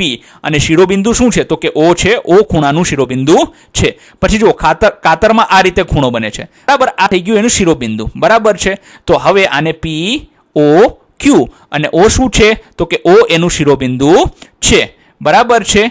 હવે શું કીધું છે? તો કે આપણે અહીંયા બનાવીએ. જો અહીંયા લખવાનું રહી ગયું છે. ખૂણાનું શિરોબિંદુ શું છે? તો કે O છે. એ આપણે અહીંયા લખી નાખીએ, બરાબર છે. આને જેથી કરીને તમને જવાબમાં સરળતા રહે. શું છે? ખૂણાનું શિરોબિંદુ O છે. સાહેબ, અલગ લખી શકીએ? હા, તમને અનુકૂળ આવે તો તમે અલગ પણ અહીંયા લખી શકો છો. હવે આપણે અહીંયા એક ખૂણો બનાવીએ છીએ. જો, એક આ બની ગયું, પછી આ બાજુ 2 બની ગયા, બરાબર. નામ આપી દઈએ X, Y અને Z. હવે અહીંયા શું છે? તો કે Y એ ખૂણાનું શિરોબિંદુ છે. આ રીતે આપણે આને લખી શકાય છે. પછી શું કીધું છે આપણને? તો કે હવે આપણને અહીંયા સરસ મજાની એક સમજૂતી આપી છે. ચાલો જોઈ લઈએ. શું કીધું છે? ભુજાઓ મતલબ કિરણ BA અને કિરણ BC હોય તેવો એક ખૂણો દોરો અને નામ આપો. ખૂણાનું શિરોબિંદુ કયું હશે? શું આપણે ખૂણાને જોયા વિના માત્ર ભુજાઓના નામ જાણીને શિરોબિંદુ નક્કી કરી શકીએ? હા કે ના? 100% નક્કી કરી શકીએ, કેમ કે કિરણ આપેલી છે. કિરણનું ખબર છે ઉદ્ભવ બિંદુ શું છે? BA, મતલબ B ઉદ્ભવ બિંદુ છે. આમાં પણ B ઉદ્ભવ બિંદુ છે, એટલે શિરોબિંદુ જાણી શકાય છે. હવે ચાલો આકૃતિનું નામ. જો આકૃતિ કઈ રીતે બનશે? જો આકૃતિ બનાવી દીધી A, B અને C. તો હવે જો અહીંયા શું કીધું છે આપણને? આકૃતિનું નામ. તો કે આને શું ભુજાઓ કઈ છે? તો કે ભુજાઓ BA અને BC. અને ખૂણો કયો બન્યો? તો કે ABC અથવા તો CBA. જુઓ, ABC અથવા તો CBA આ રીતે બને છે. પછી ખૂણાનું શિરોબિંદુ. તો કે જો આ શિરોબિંદુ છે ખૂણાનું, બરાબર છે. ખૂણાનું શિરોબિંદુ B હશે. શું આપણે ખૂણાને જોયા વિના માત્ર ભુજાઓના નામ જાણીને શિરોબિંદુ નક્કી કરી શકીએ? હા, નક્કી કરી શકાય. કઈ રીતે નક્કી કરી શકાય? તો કે બંને ભુજાઓ BA અને BC નો શરૂઆતનો અક્ષર શું છે? બી છે અને બી શું છે અહીંયા સામાન્ય છે. સામાન્ય મતલબ બંનેમાં કોમન છે. એટલે કિરણના નામમાં જે અક્ષર પ્રથમ હોય તે જ તેનું કેવું દર્શાવે છે? ઉદ્ભવ બિંદુ દર્શાવે છે. અર્થાત કિરણ લખ્યું છે અહીંયા જો કિરણ બી અને કિરણ બીસી મતલબ આ બંનેમાં સામાન્ય શું છે? તો કે બી સામાન્ય છે. એટલે આપણે કહી શકીએ કે બી શું છે? તો કે બી જે છે તે શિરોબિંદુ છે. પછી શું કીધું છે? 4 આપેલી આકૃતિમાં દર્શાવેલ ખૂણાઓના નામ આપો. શું ખૂણો AOB ને ખૂણો O તરીકે દર્શાવી શકાય છે? હા કે ના? શા માટે?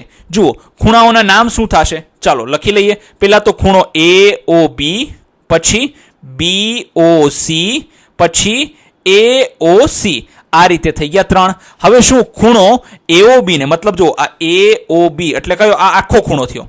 એને ખાલી ખૂણા O તરીકે દર્શાવી શકાય? ના. કેમ ન દર્શાવી શકાય? કેમ કે જુઓ અહીંયા એક ખૂણો અલગ બને છે ને અહીંયા એક ખૂણો અલગ બને છે. આ બંને ખૂણાઓને ખૂણો O તરીકે ન ઓળખી શકાય. કેમ?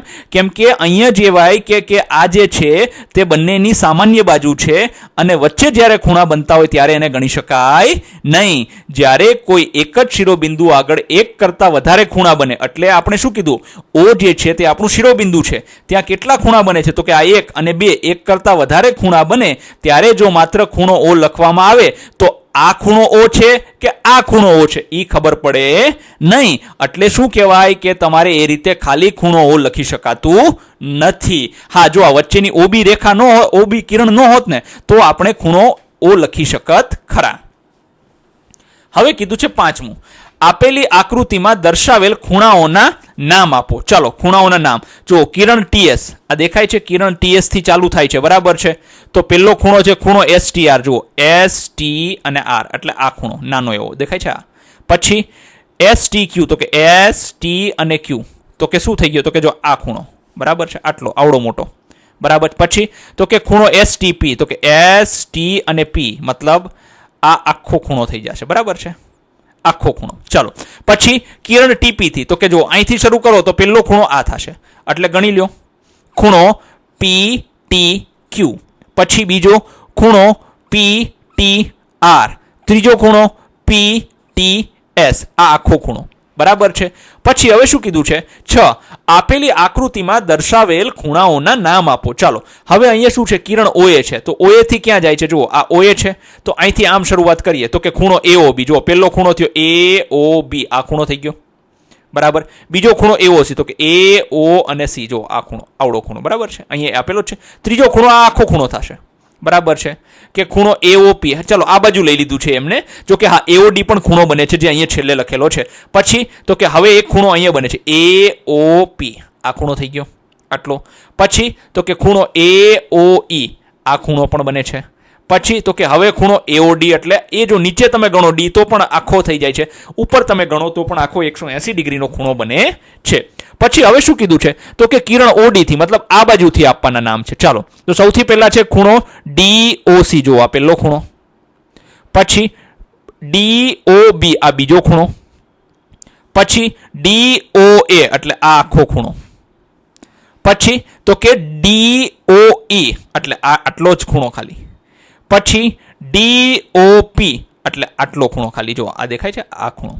હવે જો પછી કયો ખૂણો કીધો છે તો કે DOA તો કે જો એ તો આપણે ઉપર લઈ લીધો ને DOA અહીંયા આવી જ ગયો ને બરાબર છે. તો આ રીતે ખૂણો બને છે. હવે આપણને કીધું છે 2.6 ખૂણાઓની સરખામણી. ચાલો હવે આપણે જોઈએ કે ખૂણાઓની સરખામણી છે તો તમે એને ધ્યાનથી જોશો તો ખૂણાઓની સરખામણી એટલે શું છે તો કે એને એટલી સરળ નથી. આપણને અહીંયા બે પદ્ધતિઓ કીધી છે. કઈ તો કે એકબીજા ઉપર ખૂણાને મૂકીને મતલબ એને કાપીને એકબીજા ઉપર ગોઠવીને, બીજું તો કે એકબીજા પર મૂક્યા વગર કઈ રીતે ગણી શકાય છે મતલબ એની સરખામણી કઈ રીતે કરી શકાય છે. તો ચાલો જોઈએ. સૌથી પહેલા નીચે આપેલી આકૃતિ પરથી નક્કી કરો કયો ખૂણો મોટો છે અને શા માટે. હવે જુઓ અહીંયા આપ્યો છે ખૂણો MAP. MAP ક્યાં છે? ચાલો આના માટે આપણે છે ને પેન લઈ લઈએ તો વધારે સરળતાથી સમજાશે.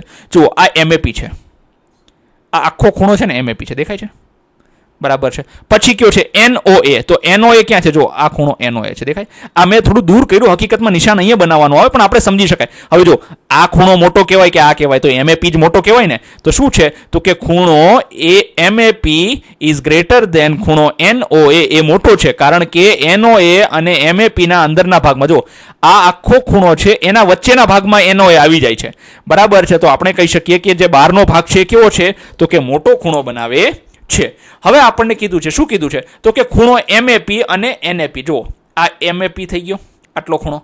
હવે NAP ક્યાં છે? તો કે જુઓ, આ NAP છે, દેખાય છે તમને? હા, તો જો આ ખૂણો મોટો કહેવાય કે આ મોટો કહેવાય? તો કે MAP જ અહીંયા મોટો છે. શું છે? ખૂણો MAP મોટો છે કોના કરતા? ખૂણો NAP કરતા. એટલે ખૂણો MAP કેવો છે? મોટો છે. પછી શું કીધું છે? કેમ મોટો છે? કેમ કે કિરણ AN, જો ક્યાં છે કિરણ AN? આ AN રહ્યું ને, એ ક્યાં છે? તો કે એ ખૂણા AMP ના અંદરના ભાગમાં. જો આ ખૂણો જે અહીંયા બને છે એના અંદરના ભાગમાં આવેલું છે. એટલે એનો નાનો એવો ભાગ જે છે તે શું છે? NAP છે. હવે શું કીધું છે? તો કે ખૂણો MAP. ચાલો ફરીથી લઈ લ્યો, MAP આવી ગયો. પછી કયો ખૂણો કીધો છે? MAB. ક્યાં છે? MA ને B. તો આ જો IMAB છે, મતલબ અહીંયા સુધી દેખાય છે. હવે અહીંયા સુધી લ્યો કે આખું લ્યો, એનાથી કોઈ ફેર પડે નહીં. બંને કેવા છે? બરાબર છે. આ બંને ખૂણા કેવા છે? સમાન છે. કેમ કે જો અહીંયા જે વક્ર જે બને છે એ વક્ર કેવો છે? બંનેનો સમાન છે. તો બંને ખૂણા કેવા થઈ ગયા? સમાન થઈ ગયા. કારણ કે બંને બિંદુ B અને બિંદુ P એક જ કિરણ. જો આ બિંદુ B છે, બરાબર છે, અને આ બિંદુ P કઈ કિરણ ઉપર આવેલું છે? તો કે આ કિરણ ઉપર જ આવેલું છે. એટલે કહેવાય કે એનાથી આપણે કહી શકીએ કે શું છે કે ભાઈ આપણે એને સરળતાથી કહી શકીએ કે આ બંને કેવા છે ખૂણા? તો કે સમાન છે. પછી શું કીધું છે? તો કે હવે કીધું છે MOA અને MAN. ચાલો ખૂણો બનાવી દઈએ આપણે પહેલા, આને ભૂસી નાખીએ, ખૂણો બનાવી દઈએ. કયો? MAO. જો MAO. પછી છે MAN, એટલે આ થઈ ગયો MAN. તો કયો ખૂણો મોટો છે? MAO જ મોટો છે ને. તો આપણે અહીંયા લખીએ કે ખૂણો MAO મોટો છે કોના કરતા? ખૂણા MAN કરતા. તો હવે આપણે લખીશું કિરણ AN અને ખૂણો કહેવાય કે MOA ની અંદરના ભાગમાં. જો આ કિરણ છે ને, આ AN કિરણ છે, એ આ ખૂણાની અંદરના ભાગમાં આવેલું છે. તો આપણે કહી શકીએ કે એનો વળાંક જે બને છે, એનો વક્ર જે બને છે, નાનો બને છે. હવે શું કીધું છે? 2. નીચે આપેલી આકૃતિ પરથી નક્કી કરો કે કયો ખૂણો મોટો. આ ખરેખર સમજવા જેવી વસ્તુ છે. ચાલો સમજી લઈએ. જો કે આ પાઠની અંદર આપણે જોવા જઈએ તો નવું પાઠ્યપુસ્તક એટલું સરસ છે ને કે આની અંદર બધી વસ્તુઓ જે છે ને તે ખરેખર સમજવા જેવી છે. ચાલો સમજી લઈએ. કયો છે? MON અને KON. ચાલો MON. જો આ MON આખો ખૂણો થઈ ગયો. KON. જો આ KON છે. કયો ખૂણો મોટો? તો કે આ જ મોટો કહેવાય ને ભાઈ. તો આને કરી નાખો મોટો, બરાબર છે.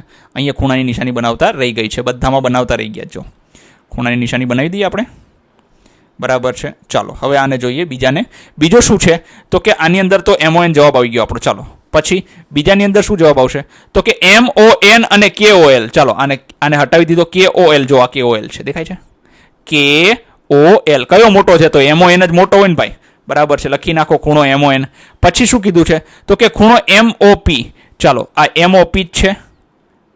MOP અને MON તો પાછા બરાબર છે. અને LOP. જો આ LOP છે, દેખાય છે? કયો ખૂણો મોટો છે? આ ભાગ મોટો કહેવાય કે આ ભાગ મોટો કહેવાય? તો કે આ જ ભાગ મોટો હોય ને. MOP શું છે? તો કે મોટો ખૂણો છે. પછી છે KOP. હાલો KOP ક્યાં છે? જુઓ આ KOP, મતલબ આ KO અને P, બરાબર છે. પછી સાથે LOP. તો કે LO અને P એટલે આ ખૂણો કયો? આ મોટો કહેવાય કે આ મોટો કહેવાય? બરાબર છે. તો આ ખૂણો મોટો કહેવાય છે KOP. તો આપણે લખીએ ખૂણો KOP. પછી શું કીધું છે? તો કે ખૂણો LON અને ખૂણો LOP. તો કે ખૂણો LON ક્યાં છે? આ LON છે. અને LOP ક્યાં છે? તો કે LON અહીંયા પતી જાય છે. LOP, બરાબર છે. હા, LOP અહીંયા પતે છે, બરાબર છે. તો કયો? બંને બરાબર જ થયા ને. જુઓ આ બંને તો એક જ રેખા બંને સરખી થઈ ગઈ ને. આપણે જે વક્ર બનાવ્યો સરખો થઈ ગયો. તો કેવા છે? તો કે બંને સમાન છે. પછી શું કીધું છે? તો કે પછી આપણને કીધું છે ખૂણો MOL. જો આ MOL છે, બરાબર છે. પછી છે ખૂણો KOL. તો આ ખૂણો KOL છે. તો આ બંનેમાં કયો મોટો થઈ જાય? તો કે તમે જોશો ને તો આ ખૂણો જે છે ને એ કેવો થઈ જાય છે? તો કે મોટો થઈ જાય છે. એટલે આને આપણે કરી દઈશું ખૂણો MOL જે છે તે કેવો છે? તો કે મોટો છે. હવે જોઈએ પછી શું કીધું છે? તો કે ખૂણાના વિશિષ્ટ પ્રકારો. 2.8. જુઓ ખૂણા અલગ અલગ પ્રકારના છે. સૌથી પહેલો છે સરળ કોણ, જેને ઇંગ્લિશમાં સ્ટ્રેટ એંગલ કહીએ છીએ. હવે સ્ટ્રેટ એંગલ એટલે શું ખબર છે? કે સીધી રેખામાં જે ખૂણો બનેલો હોય ને, જો આ સીધી રેખા દેખાય છે, તો હવે આ જે ખૂણો બને છે ને એને સરળ કોણ કહેવાય છે. તો સાહેબ ઉપરની બાજુ સરળ કોણ બને, નીચેની બાજુ ન બને? અરે ભાઈ આ નીચે જે ખૂણો બને ને એ કેવો છે? તો કે ઈ સરળ કોણ બને છે. જે જુઓ આ જે ખૂણો બનશે ને આ પણ કેવો છે? તો કે આની સરળ કોણ જ કહેવાય. બંને સરળ કોણ જ કહેવાય. ઉપર ગણો નીચે ગણો બંનેનું માપ સરખું જ છે, બરાબર છે. હવે આપણને શું કીધું છે એની વ્યાખ્યા જરાક સમજી લઈએ, કેમ કે આ તમને પૂછાઈ શકે છે. એક સામાન્ય ઉદ્ભવ બિંદુ ધરાવતા બે કિરણો દ્વારા ખૂણો રચાય છે. જો આ બંને કિરણો પરસ્પર વિરુદ્ધ દિશામાં હોય તો બનતા ખૂણાને સરળ કોણ કહેવામાં આવે છે. જો આ એક ઉદ્ભવ બિંદુ થઈ ગયું સામાન્ય, એક કિરણ આ દિશામાં અને એની વિરુદ્ધ દિશામાં એક આ. તો આવી રીતે જે ખૂણો બને, બંને વિરુદ્ધ દિશામાં જ્યારે જાય ત્યારે જે ખૂણો બને છે એને કેવો ખૂણો કહેવાય છે? તો કે એને ખૂણો આપણે કહીએ છીએ સરળ કોણ કહીએ છીએ. પછી અહીં ખૂણો AOB એ સરળ કોણ છે. જુઓ આ સરળ કોણ છે ને, AOB આ ખૂણો AO બને છે, બરાબર. પછી શું કીધું છે? તો કે અહીં કિરણ OC, હવે આની અંદર જોઈએ ને તો કિરણ OC આ સરળ કોણને બે ખૂણાઓમાં, જો આ કિરણ OC જે છે ને એ આ સરળ કોણના બે ભાગ પાડે છે. શું બે ભાગ પાડે છે? એક તો ખૂણો બની ગયો, કયો બની ગયો? તો કે ખૂણો AOC બની ગયો. બીજો કયો બની ગયો? તો કે ખૂણો COB. આવી રીતે બે ભાગમાં વિભાજિત કરે છે, બરાબર છે. પછી શું કીધું છે? યાદ રાખો, આપણે એવું કિરણ પણ દોરી શકીએ જે સરળ કોણના બે સમાન ખૂણાઓમાં વિભાજિત કરે. એવું કિરણ એટલે કેવું ખબર છે? જો અહીંથી ઊભું તમે દોરો ને એટલે બે કટકા થઈ જાય, એક આ ખૂણો થઈ જાય, એક આ ખૂણો, એટલે એના બે સરખા ભાગમાં વિભાજિત કરી શકે છે. પછી શું કીધું છે? તો કે ખૂણાઓના પ્રકારો. તો કે સૌથી પહેલા આવે છે કાટકોણ. કાટકોણ એટલે શું? તો કે એવો ખૂણો સરળ કોણ કરતા બરાબર અડધો. જો આ સીધું હોય એને શું કહેવાય? સરળ કોણ કહેવાય છે ને, સીધી રેખા હોય તો એનો અડધો એટલે તો કે આમ ઊભી રેખા કરી દઈએ તો અડધો ભાગ આ થઈ જાય, અડધો ભાગ આ થઈ જાય. તો આ અડધો ભાગ કહેવાય કે કાટકોણ છે, આ અડધો ભાગ બીજો કાટકોણ છે. આ બંનેને કાટકોણ કહેવાય છે. કાટકોણ કેવા આકારનો હોય છે? L આકારનો. જુઓ છે L આકાર. જો એ ઘણા વિદ્યાર્થી મિત્રોને કન્ફ્યુઝન, L એટલે આમ જ વિચારે, ના આ ઊંધો L. જો આને પણ કાટકોણ કહેવાય. શું કહેવાય? કાટકોણ કહેવાય. બીજું હું તમને હજી સમજાવી દઉં. જો આવી રીતે પણ હોય ને, કાટકોણ કહેવાય. જો આ L થયો ને, આ ઊંધો L, આ બધા કેવા છે? કાટકોણ જ છે, બરાબર. જો આ સીધો L થઈ ગયો, આ બધા કેવા છે? કાટકોણ છે. હવે શું કીધું છે? આમ જે કિરણ સરળ કોણને બે સમાન ખૂણાઓમાં વિભાજિત કરે તે બે કાટકોણ બનાવે છે. મતલબ આ એક કાટકોણ, આ બીજો કાટકોણ, આવી રીતે બંને કાટકોણ બનાવે છે.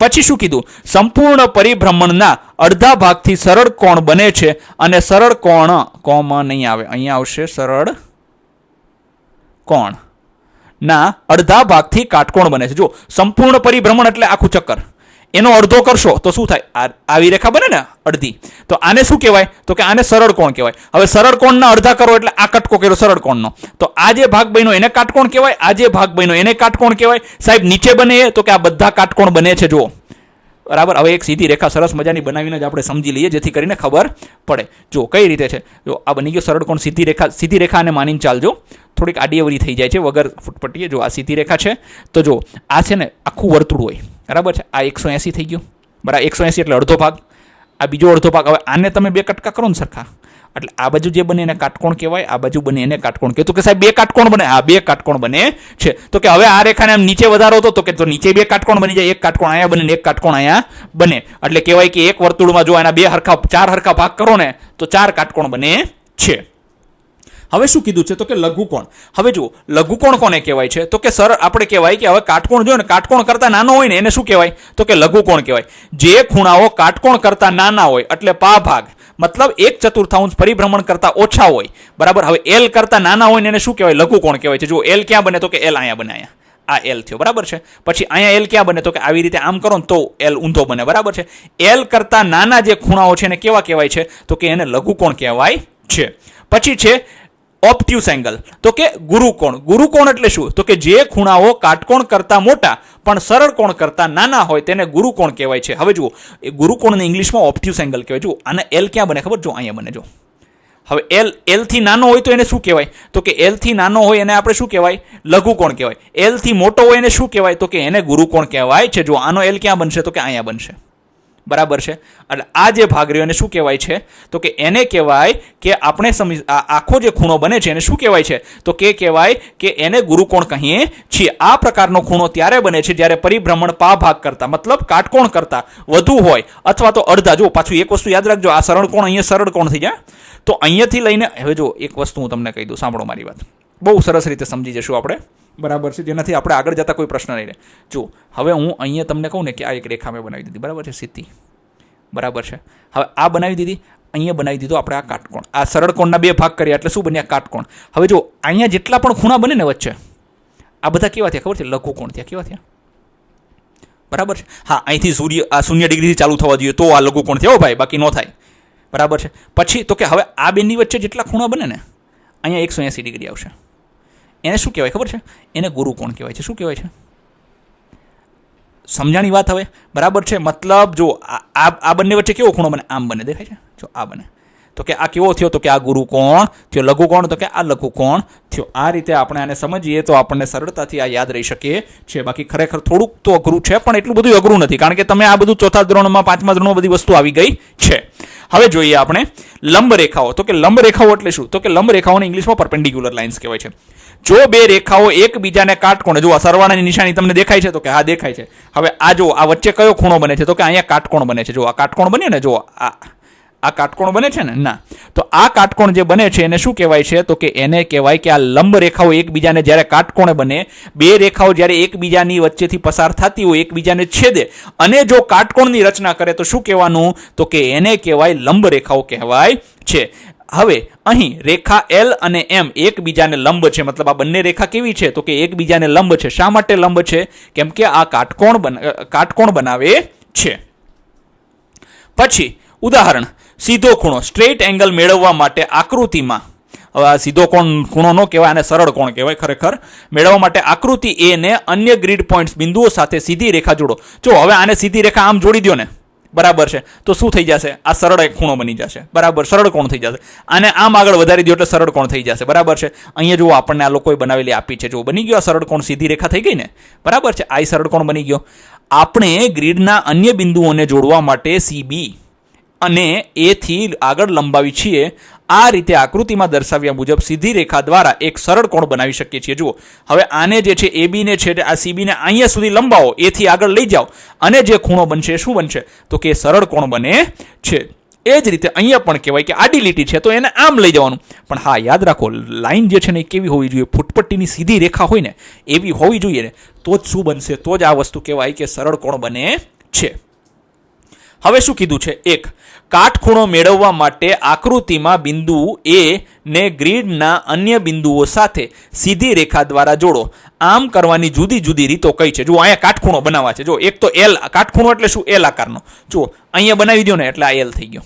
તો આ જે ખૂણો બન્યો એ શું છે? કાટખૂણો છે. પછી તો કે અહીંયા નીચે બનાવો, બરાબર છે. આને નીચે બનાવો ને તોય શું થાય છે? તો કે તોય અહીંયા છે ને L બને છે. એટલે કાટખૂણો જે છે તે બે અલગ અલગ રીતે લખી શકાય, અલગ અલગ રીતે બનાવી શકાય છે. પછી અહીંયા શું કીધું? તો કે આને જુઓ, હવે આમાં વિદ્યાર્થી મિત્રો જો અહીંયા તો L ઊંધો ને ઉલટો N થઈ ગયો, એટલે વિદ્યાર્થીઓને વાંધો નથી આવતો. અહીંયા વિદ્યાર્થી મૂંઝાઈ જાય કે હારો અહીંયા કેમ L બનશે? જુઓ યાદ રાખજો, હકીકતમાં જુઓ અહીંયા શું કીધું? જો એક આ બિંદુ છે, આ બિંદુ છે, તો કે એની બેની વચ્ચેથી રેખા નીકળે છે. તો કે હવે એક આ બિંદુ, આ બિંદુ, આ બેની વચ્ચેથી રેખા ક્યાં નીકળશે? તો કે જો આમ નીકળે, દેખાણી. હવે આ જે ખૂણો બન્યો ને એ કયો છે? તો કે કાટખૂણો બને છે. હવે આમ સીધી રેખા થાય તો આમ સીધી રેખા બને ને? તો કે હા. જો હવે દેખાય છે આ કેવો બની ગયો? સરળ કોણ બની ગયો. અહીંયા સરળ કોણ આમ બને છે, સરળ કોણનો અડધો ભાગ કરી નાખ્યો એટલે શું બની ગયો? તો કે કાટખૂણો બની ગયો છે. એટલે આ રીતે કહેવાય કે આ બંને કાટખૂણા બને છે. અહીંયા કાટખૂણો થઈ ગયો, આ જો આ પણ કાટખૂણો થઈ ગયો છે. હવે શું કીધું છે આપણને? બે, નીચેની આકૃતિઓમાં ખૂણાઓને લઘુકોણ, કાટકોણ, ગુરુકોણ અને સરળ કોણ તરીકે ઓળખો. જુઓ ચાલો હવે જોઈએ આને. સૌથી પહેલા શું છે? સીધી રેખાનો ખૂણો છે એટલે કેવો થઈ જશે? તો કે એ સરળ કોણ છે. પછી જુઓ હવે આનો L ક્યાં બને? તો કે L અહીંયા બને, દેખાય છે? આ L બને. હવે L થી શું છે? તો કે આ મોટો છે, તો L થી મોટો હોય તો શું બનશે? તો કે ગુરુકોણ બનશે. હવે આનો L ક્યાં બને છે? તો કે L અહીંયા બને છે. આ L થી નાનો છે, આ રેખા, આ કિરણ જે છે નાનું છે ને L થી, તો આ શું બનશે? તો કે લઘુકોણ બનશે. પછી તો કે આ L જ બનેલો છે એટલે કયો ખૂણો થઈ ગયો? તો કે આ તો કાટકોણ થઈ ગયો છે. પછી તો કે હવે શું કીધું છે? 3, દરેક માટે બે એવા સ્થાનો અથવા વસ્તુઓના નામ આપો જ્યાં તમે ગુરુકોણ, કાટકોણ અથવા લઘુકોણ જોયા હોય. તો કે ગુરુકોણ ક્યાં જોયો છે? તો કે ખુલેલું લેપટોપ. તમે લેપટોપ કોઈનું જોયું હોય ને તો તમને ખબર પડશે એ શું બનાવે છે? તો કે ગુરુકોણ બનાવે છે. પછી ઘડિયાળમાં 4 વાગે એક કાંટો 12 ઉપર હોય ને એક કાંટો 4 ઉપર હોય તો એ કયો બનાવે? ગુરુકોણ બનાવે છે, મતલબ ઓબ્ટ્યુસ એંગલ બનાવે છે. પછી છે કાટખૂણો. તો કે કાટખૂણો ક્યાં હોય? તો કે તમારી પાઠ્યપુસ્તક છે ને, ટેક્સ્ટબુકની જે કિનારે જે છે ને તે કિનારાવાળો જે ભાગ છે એને શું કહેવાય છે? તો કે એને આપણે કહેવાય કે એને કાટખૂણો કહીએ છીએ. પછી શું કીધું છે? તો કે બ્લેકબોર્ડ. તમારું બ્લેકબોર્ડ જે હોય, બરાબર છે, અથવા તો ટીવીની કિનારી જે હોય છે, જે કેવા આકારની હોય? L આકારની હોય. L આકારની હોય તો કયો બનાવે છે? તો કે કાટખૂણો બનાવે છે, જેને ઇંગ્લિશમાં આપણે રાઈટ એંગલ કહીએ છીએ. પછી લઘુકોણ. લઘુકોણ એટલે અક્યુટ એંગલ, બરાબર, એક્યુટ એંગલ. તો કે એ ક્યાં ક્યાં બને છે? તો કે એ જે છે એ ક્યાં ક્યાં બને છે? તો કે લઘુકોણ જે છે તે આઈસ્ક્રીમનો કોન તમે જોશો, કાતરના બે પાંખિયા જોશો, અને આનો જે બને છે, જેમ કે આ જે કાતરના બે પાંખિયા હોય છે તો જે ખૂણો બને છે તેને શું કહેવાય છે? તેને લઘુકોણ કહીએ છીએ. પછી તો કે હવે કીધું છે 4. નીચેનામાંથી કયા લંબ રેખાઓના ઉદાહરણ છે? લંબ એટલે શું? એ બંને રેખાઓ વચ્ચે કાટખૂણો બનવો જોઈએ. હા કે નામાં જવાબ આપવાનો છે. ટેબલની ઉપરની સપાટી પાસેની ધાર. તો કે હા. કેમ? જો એ 90 અંશનો ખૂણો બનાવે છે. જો ટેબલની ઉપરની સપાટી હોય, ટેબલ કેવું હોય તમને ખબર? જો આવું હોય. આ ટેબલનો ઉપરનો ભાગ છે, દેખાય છે? હવે આને આમ આગળ લઈ જાઓ ધીરે ધીરે, આમ તો જો આ લંબ બની ગયો. જોયું કાટખૂણા બને છે બધા. તો આ શું છે? તો કે આ લંબ છે. પછી રેલવેના પાટા. હવે રેલવેના પાટા રહ્યા એ ક્યાંય ભેગા જ થાય નહીં, આવી રીતે આમ જતા હોય. તો આમાં ક્યાંય એકબીજાને છેદે નહીં, તો લંબ બનાવે નહીં. પછી પાઠ્યપુસ્તકની સામસામેની બાજુ. હવે જો આ પાઠ્યપુસ્તક છે તમારું, બરાબર છે? તો કે આ ભાગ ને આ ભાગ, તો આ લંબ બનાવે નહીં, બરાબર છે? પછી પાઠ્યપુસ્તકની પાસેની બાજુ. જો પાસેની એટલે આ જો એલ બનાવી દીધો ને, તો એલ એટલે કાટખૂણો થઈ ગયો. આને આમ વધારી દો, આને આમ વધારી દો, એટલે શું બનાવી દીધું? તો કે આ લંબ બનાવે છે. તો કે હા લખીશું. પછી મૂળાક્ષર એલ. તો કે મૂળાક્ષર એલ થી બનાવતા રેખાખંડો. તો કે હા, જો મૂળાક્ષર એલ જે છે ને એ લંબ દેખાડે છે. કેમ? તો કે આને આમાં વધારો, અને આ બાજુ વધારો, તો આ શું બની ગયા? કાટખૂણ બધી બાજુ બનાવે છે. તો આ કહેવાય કે લંબ બનાવે છે. પછી છે મૂળાક્ષર વી. હવે વીમાં તો લઘુકોણ બને. આપણે લંબ બનાવવા માટે મિનિમમ શું જોઈએ? તો કે મિનિમમ આપણે એના માટે કેવો જોઈએ? તો કે એના માટે આપણે મિનિમમ જે છે તે કેવું જોઈએ છે? તો કે એના માટે મિનિમમ આપણે જે છે તે કાટકોણ હોવો જોઈએ. તો આ બનાવી શકતો નથી, બરાબર છે? તો આપણે લખીશું ના. પછી આપેલી આકૃતિના આધારે પ્રશ્નોના જવાબ આપો. હવે જુઓ, આમાં એક આપણને કેને સ્ટાર આપ્યો છે.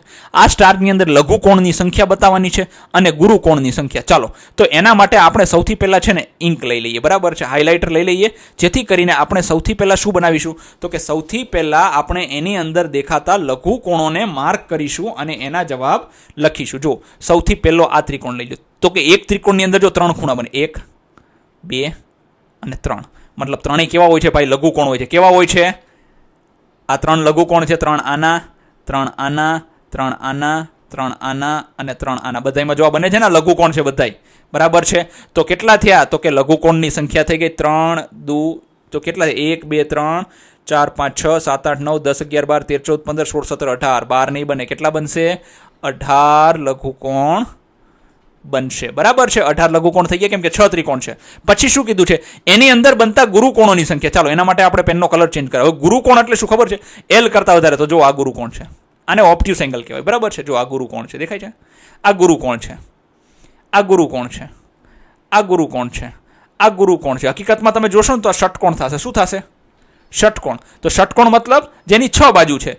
1 2 3 4 5 અને 6. તો કેટલા ખૂણા છે? 6. અને 6 એ 6 કેવા છે? ગુરુકોણ છે. તો અહીંયા જવાબ આવશે 6, બરાબર છે? હવે આપણે જોઈએ આગળ શું કીધું છે. 2.9 ખૂણાઓનું માપન. હવે જુઓ, આપણે જોઈ લીધા ખૂણા. હવે ખૂણાઓને માપવા માટે છે ને આપણે શેનો ઉપયોગ કરીએ છીએ? તો કે અંશનો ઉપયોગ કરીએ છીએ. શેનો? અંશનો. તમને ખબર હોય કે તમારી પાસે ડી હશે, તમારા કંપાસની અંદર શું હશે? ડી હશે. ડી એટલે એને શું કહેવાય છે? એને કોણ માપક કહેવાય. શું કહેવાય? કોણ માપક. ચાલો, 1 ડિગ્રી ખૂણો.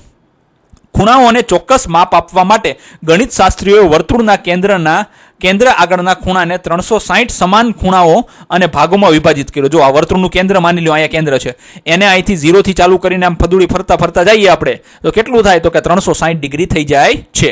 આ દરેક એકમ ભાગના ખૂણાનું માપ 1 અંશ ડિગ્રી, જેને 1 ડિગ્રી તરીકે લખવામાં. જો દરેક મતલબ અહીંથી આ 1 થી આ 10 છે, આ 10 થી 20 છે, આવી રીતે આમ ફરતા 360 વખત થાય. તો આ કેટલું થઈ ગયું? તો કે આ કહેવાય કે આપણે કહી શકીએ કે 1 ડિગ્રી લખવામાં આવેલું છે, બરાબર છે? આખું વર્તુળ પૂરું થઈ જાય છે. પછી શું કીધું છે? આ પણ જાણો. જુઓ, હવે આ જે છે તે ખાસ સમજવા જેવી વસ્તુ છે. ઘણા બધા વિદ્યાર્થી મિત્રોના અહીંયા તમને છે ને આ ધોરણની અંદર જો પ્રશ્ન ન થાય ને તો નકામું. આખું વર્તુળ આપણે ફરીએ ને તો એનું માપ કેટલું છે? તો કે 360 ડિગ્રી છે. જુઓ, તો કે 360 જે છે એ સૌથી નાની સંખ્યા છે. તો કે કેમ સૌથી નાની? તો કે જે 7 સિવાયના 1 થી 10 સુધીની તમામ સંખ્યાઓ વડે ભાગી શકાય છે. એમ? ચાલો જોઈ લઈએ. અહીંયા ભાગાકાર જ કરીને જોઈએ તો આપણને વધારે સરળતાથી ખબર પડે. હવે જુઓ, ક્યાં 360 ભાગ્યા 1 કરો તો જવાબ શું આવશે? 360 ડિગ્રી. પછી 360 ને ભાગ્યા 2 કરો તો એના 2 કટકા થયા ને, તો 18 દુ 36, તો 180 થઈ ગયા. હવે આપણે કરીએ કે 360 ભાગ્યા 3, તો અહીંયા લખીએ 360 ભાગ્યા 3, એટલે જવાબ શું આવશે? તો કે 12 તરીને 36 નું મીંડું એટલે આ થઈ જશે 120. હવે આપણે કરીશું 360 ભાગ્યા 4. તો જો આ 360 છે એના ભાગ્યા 4, તો કે 9 ચોક 36 અને આ મીંડું કપાઈને મૂકી દીધું એટલે કેટલા થયા? તો કે 90 થઈ ગયા. પછી હવે એને 5 થી ભાગ્યા, તો કે 360 ભાગ્યા 5 કરીએ. તો કે જુઓ આ 360 છે ને એના ભાગ્યા 5 કરશો ને તો શું જવાબ આવશે?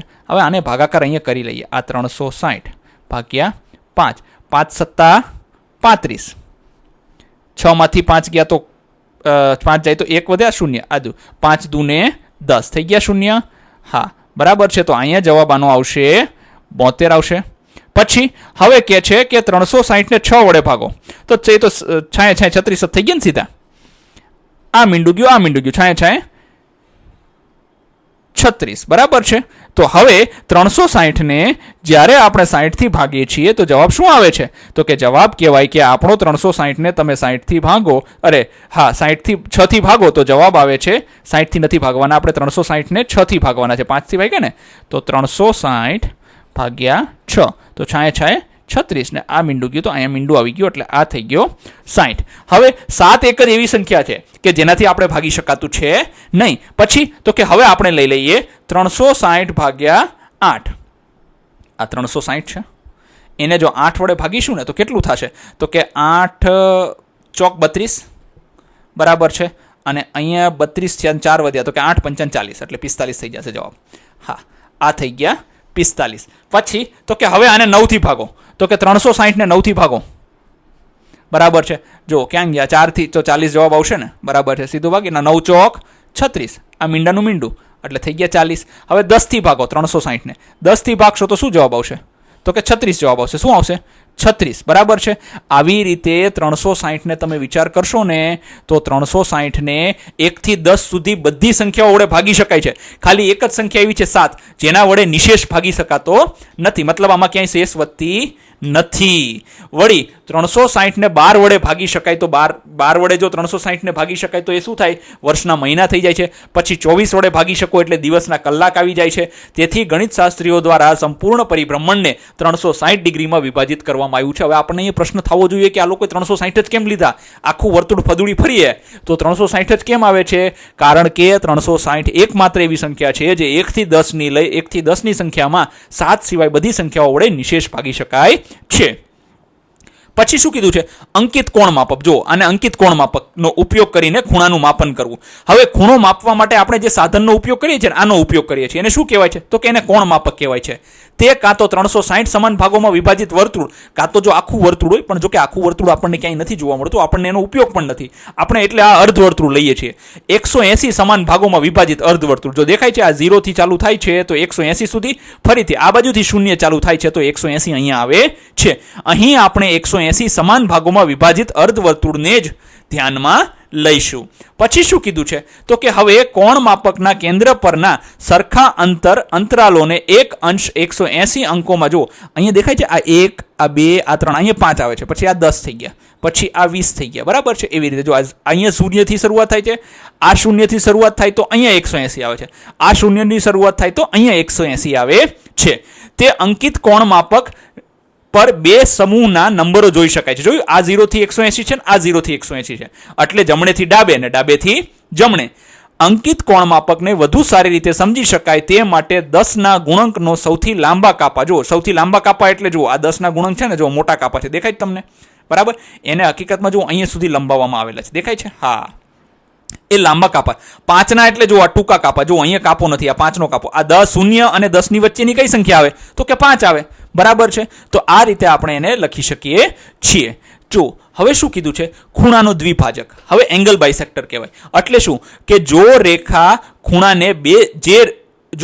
ખૂણાને બે સમાન ભાગોમાં વહેંચે, જે રેખાઓનું દ્વિભાજન કરે છે તેને ખૂણાનો. જો હવે શું કીધું છે? હવે જો આ જે ખૂણો કયો છે? AOB છે. હવે આ જે OY જે છે ને એ વચ્ચેથી નીકળે છે બરાબર છે. અને આ શું કરે છે? તો કે આ જે OY જે કિરણ છે ને એ ખૂણાને બે ભાગમાં વહેંચે છે. કયો ખૂણો બનાવે છે? તો કે પહેલો ખૂણો બને છે AOY અને બીજો ખૂણો બને છે YOB. ખૂણો AOY અને ખૂણો YOB બને છે. અને આ બંને ખૂણાઓ કેવા છે? પાછા સમાન છે બરાબર છે. એટલે આને શું કહેવાય છે? ખૂણાનો દ્વિભાજક કહેવાય છે. એટલે કિરણ OA જે છે તે શું છે? તે ખૂણાનો દ્વિભાજક છે.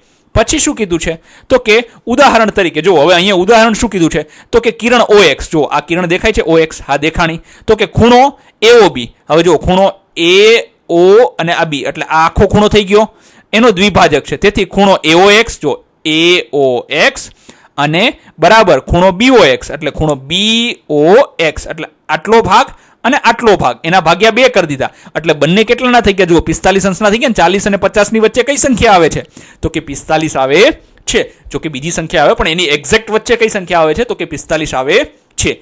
ખૂણાનો દ્વિભાજક શોધવા માટે આપેલ ખૂણાના માપને 2 વડે ભાગો. હવે જો ખૂણાનો દ્વિભાજક શોધવો હોય તો 90 અંશનો ખૂણો છે ને આ BOA અથવા તો AOB, તો એને 2 વડે ભાગીએ તો જવાબ શું આવશે 45 આવશે. આ ખૂણા આ કહેવાય કે દ્વિભાજિત ખૂણાનું મૂલ્ય આપણને મળે છે.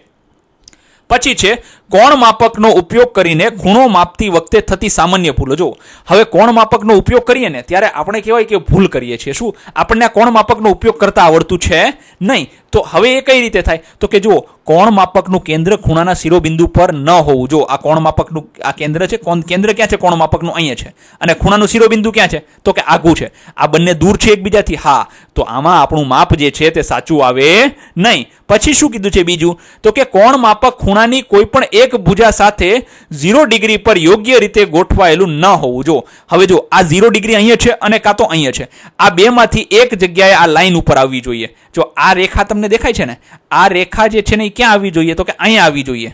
દેખાય છે? કારણ કે આપણે ખૂણો કયો માપવાનો છે, આ ખૂણો છે ને, બરાબર છે, એને માપવા માટે આ ખૂણો માપવા માટે આ જે સીધી લીટી તમને દેખાય છે બરાબર છે 0 આવવો જોઈએ અહીંયા, બરાબર છે, પણ આ તો 10 ઉપર આપણે રાખ્યો, તો આપણે આ રીતે નથી કરેલું તો આનું માપ આપણને સાચું મળી શકે નહીં. પછી તો કે હવે શું કીધું છે તો કે ઘડિયાળમાં ખૂણા.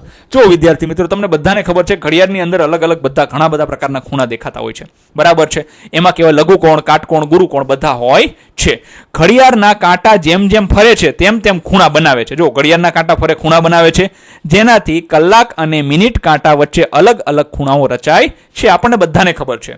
પછી શું કીધું છે તો કે આ ખૂણાઓની ગણતરી સમય અને ભૂમિતિ વચ્ચેના સંબંધ સમજવા માટે કરી શકાય, જેનું 0 થી, જો અહીંથી 2 ભેગા થઈ જાય 12 વાગે, અહીંયાથી ચાલુ કરે ફદુડી ફરતા ફરતા તો કેટલા થઈ જાય તો કે 0 થી શરૂ થાય ને આખું વર્તુળ પૂરું કરે એટલે શું થઈ જાય તો કે 360 ડિગ્રી પૂરું કરે છે, કેમ કે વર્તુળ બની જાય છે. પછી શું કીધું છે તો કે ઘડિયાળના ચંદા એટલે આનો ચહેરો ને 12 ભાગોમાં, મતલબ ઘડિયાળમાં આપણે 12 ભાગોમાં વહેંચીએ છીએ, જેમાં દરેક ભાગ 30 ડિગ્રીનું પ્રતિનિધિત્વ કરે છે.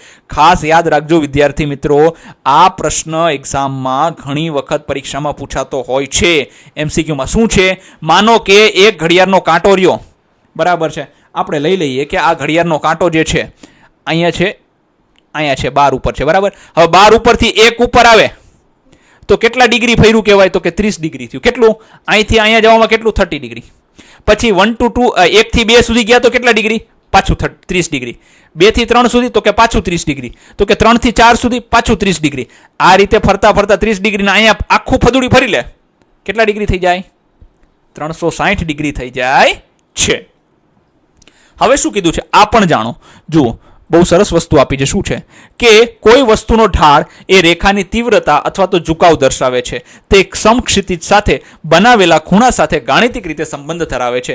ઢાળ જેટલો વધારે તેટલો ખૂણો મોટો. જો જેટલો ઢાળ ઓલું આપણે લપસિયામાં બેઠા હોય ને, લપસિયામાં તમને ખબર હોય કે ઢાળ જેટલો મોટો થાય તો શું થાય તો કે એટલો ખૂણો શું થાય વધારે બને છે. હવે જોઈએ આકૃતિ પરથી નીચે આપેલા ખૂણાઓના માપ લખો. જો હવે આપણને આ ખૂણાઓના માપ તો કે ખૂણો AOB ચાલો ગોતીએ. AOB ક્યાં છે જો ધ્યાનથી સમજો.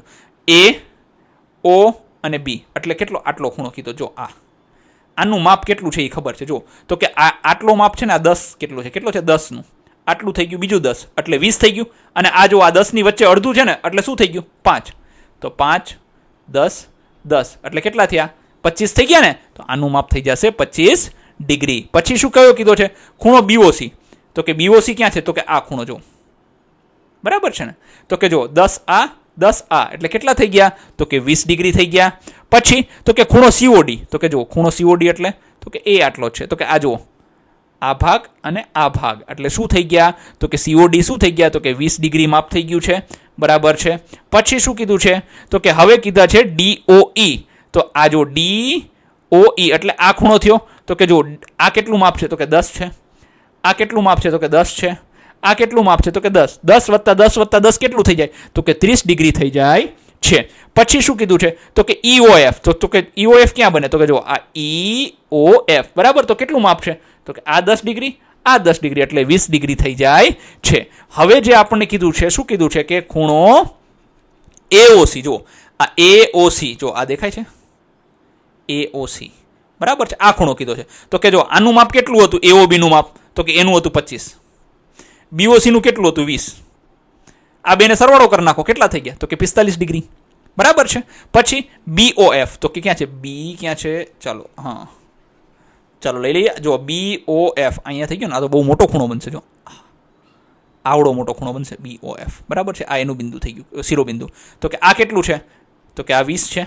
આ કેટલું છે? તો કે આ 20 છે. આ કેટલું છે? તો કે આ 30 છે. આ કેટલું છે? તો કે આ 20 છે. હવે આ કેટલા થયા? 20 વત્તા 20 40, 40 વત્તા 30 કેટલા થયા? 70, 70 વત્તા 20 કેટલા થયા? તો કે 90 થઈ ગયું, 90 ડિગ્રી બરાબર છે. પછી તો કે ખૂણો COE. ચાલો ખૂણો COE જોઈએ. હવે આ છે ખૂણો COE બરાબર છે. આ છે ને, જો આ CO અને E બરાબર છે. તો આ માપ કેટલું થયું? તો કે આ 20 ડિગ્રી છે, આ 30 ડિગ્રી છે. તો 20 ને 30 કેટલા થઈ ગયા? તો કે 50 ડિગ્રી હે ને. તો આ 50 ડિગ્રી થઈ ગયું. પછી DOF, તો કે DOF ગોતીએ આપણે. ચાલો DOF એટલે આ બરાબર. જો આ DOF આનું કેટલું છે? તો કે આ 30 ડિગ્રી છે, આ 20 ડિગ્રી છે ને, 10 ને 10 20, તો આ 50 થઈ ગયું. હવે છે AOF, સૌથી મોટો ખૂણો. ચાલો જોઈ લ્યો. હા, AOF જે સૌથી મોટો ખૂણો. જો આ AO અને આ F આવડો મોટો ખૂણો છે જો બરાબર. ચાલો આ કેટલા છે? તો કે આ 25 ડિગ્રી છે. આ કેટલા છે? 20 ડિગ્રી છે. આ કેટલા છે? 20 ડિગ્રી છે. આ કેટલા છે? 30 ડિગ્રી છે. આ કેટલા છે? 20 ડિગ્રી છે.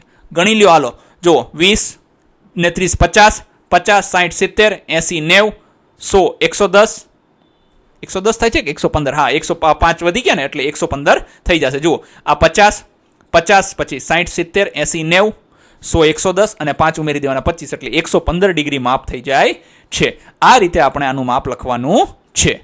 પછી શું કીધું છે? નીચેના ખૂણાના માપ દર્શાવો. ચાલો ફરીથી આના દર્શાવી દઈએ આપણે પેનનો ઉપયોગ કરીને. AOX ક્યાં છે? આ AO અને આ X એટલે આ થઈ ગયો.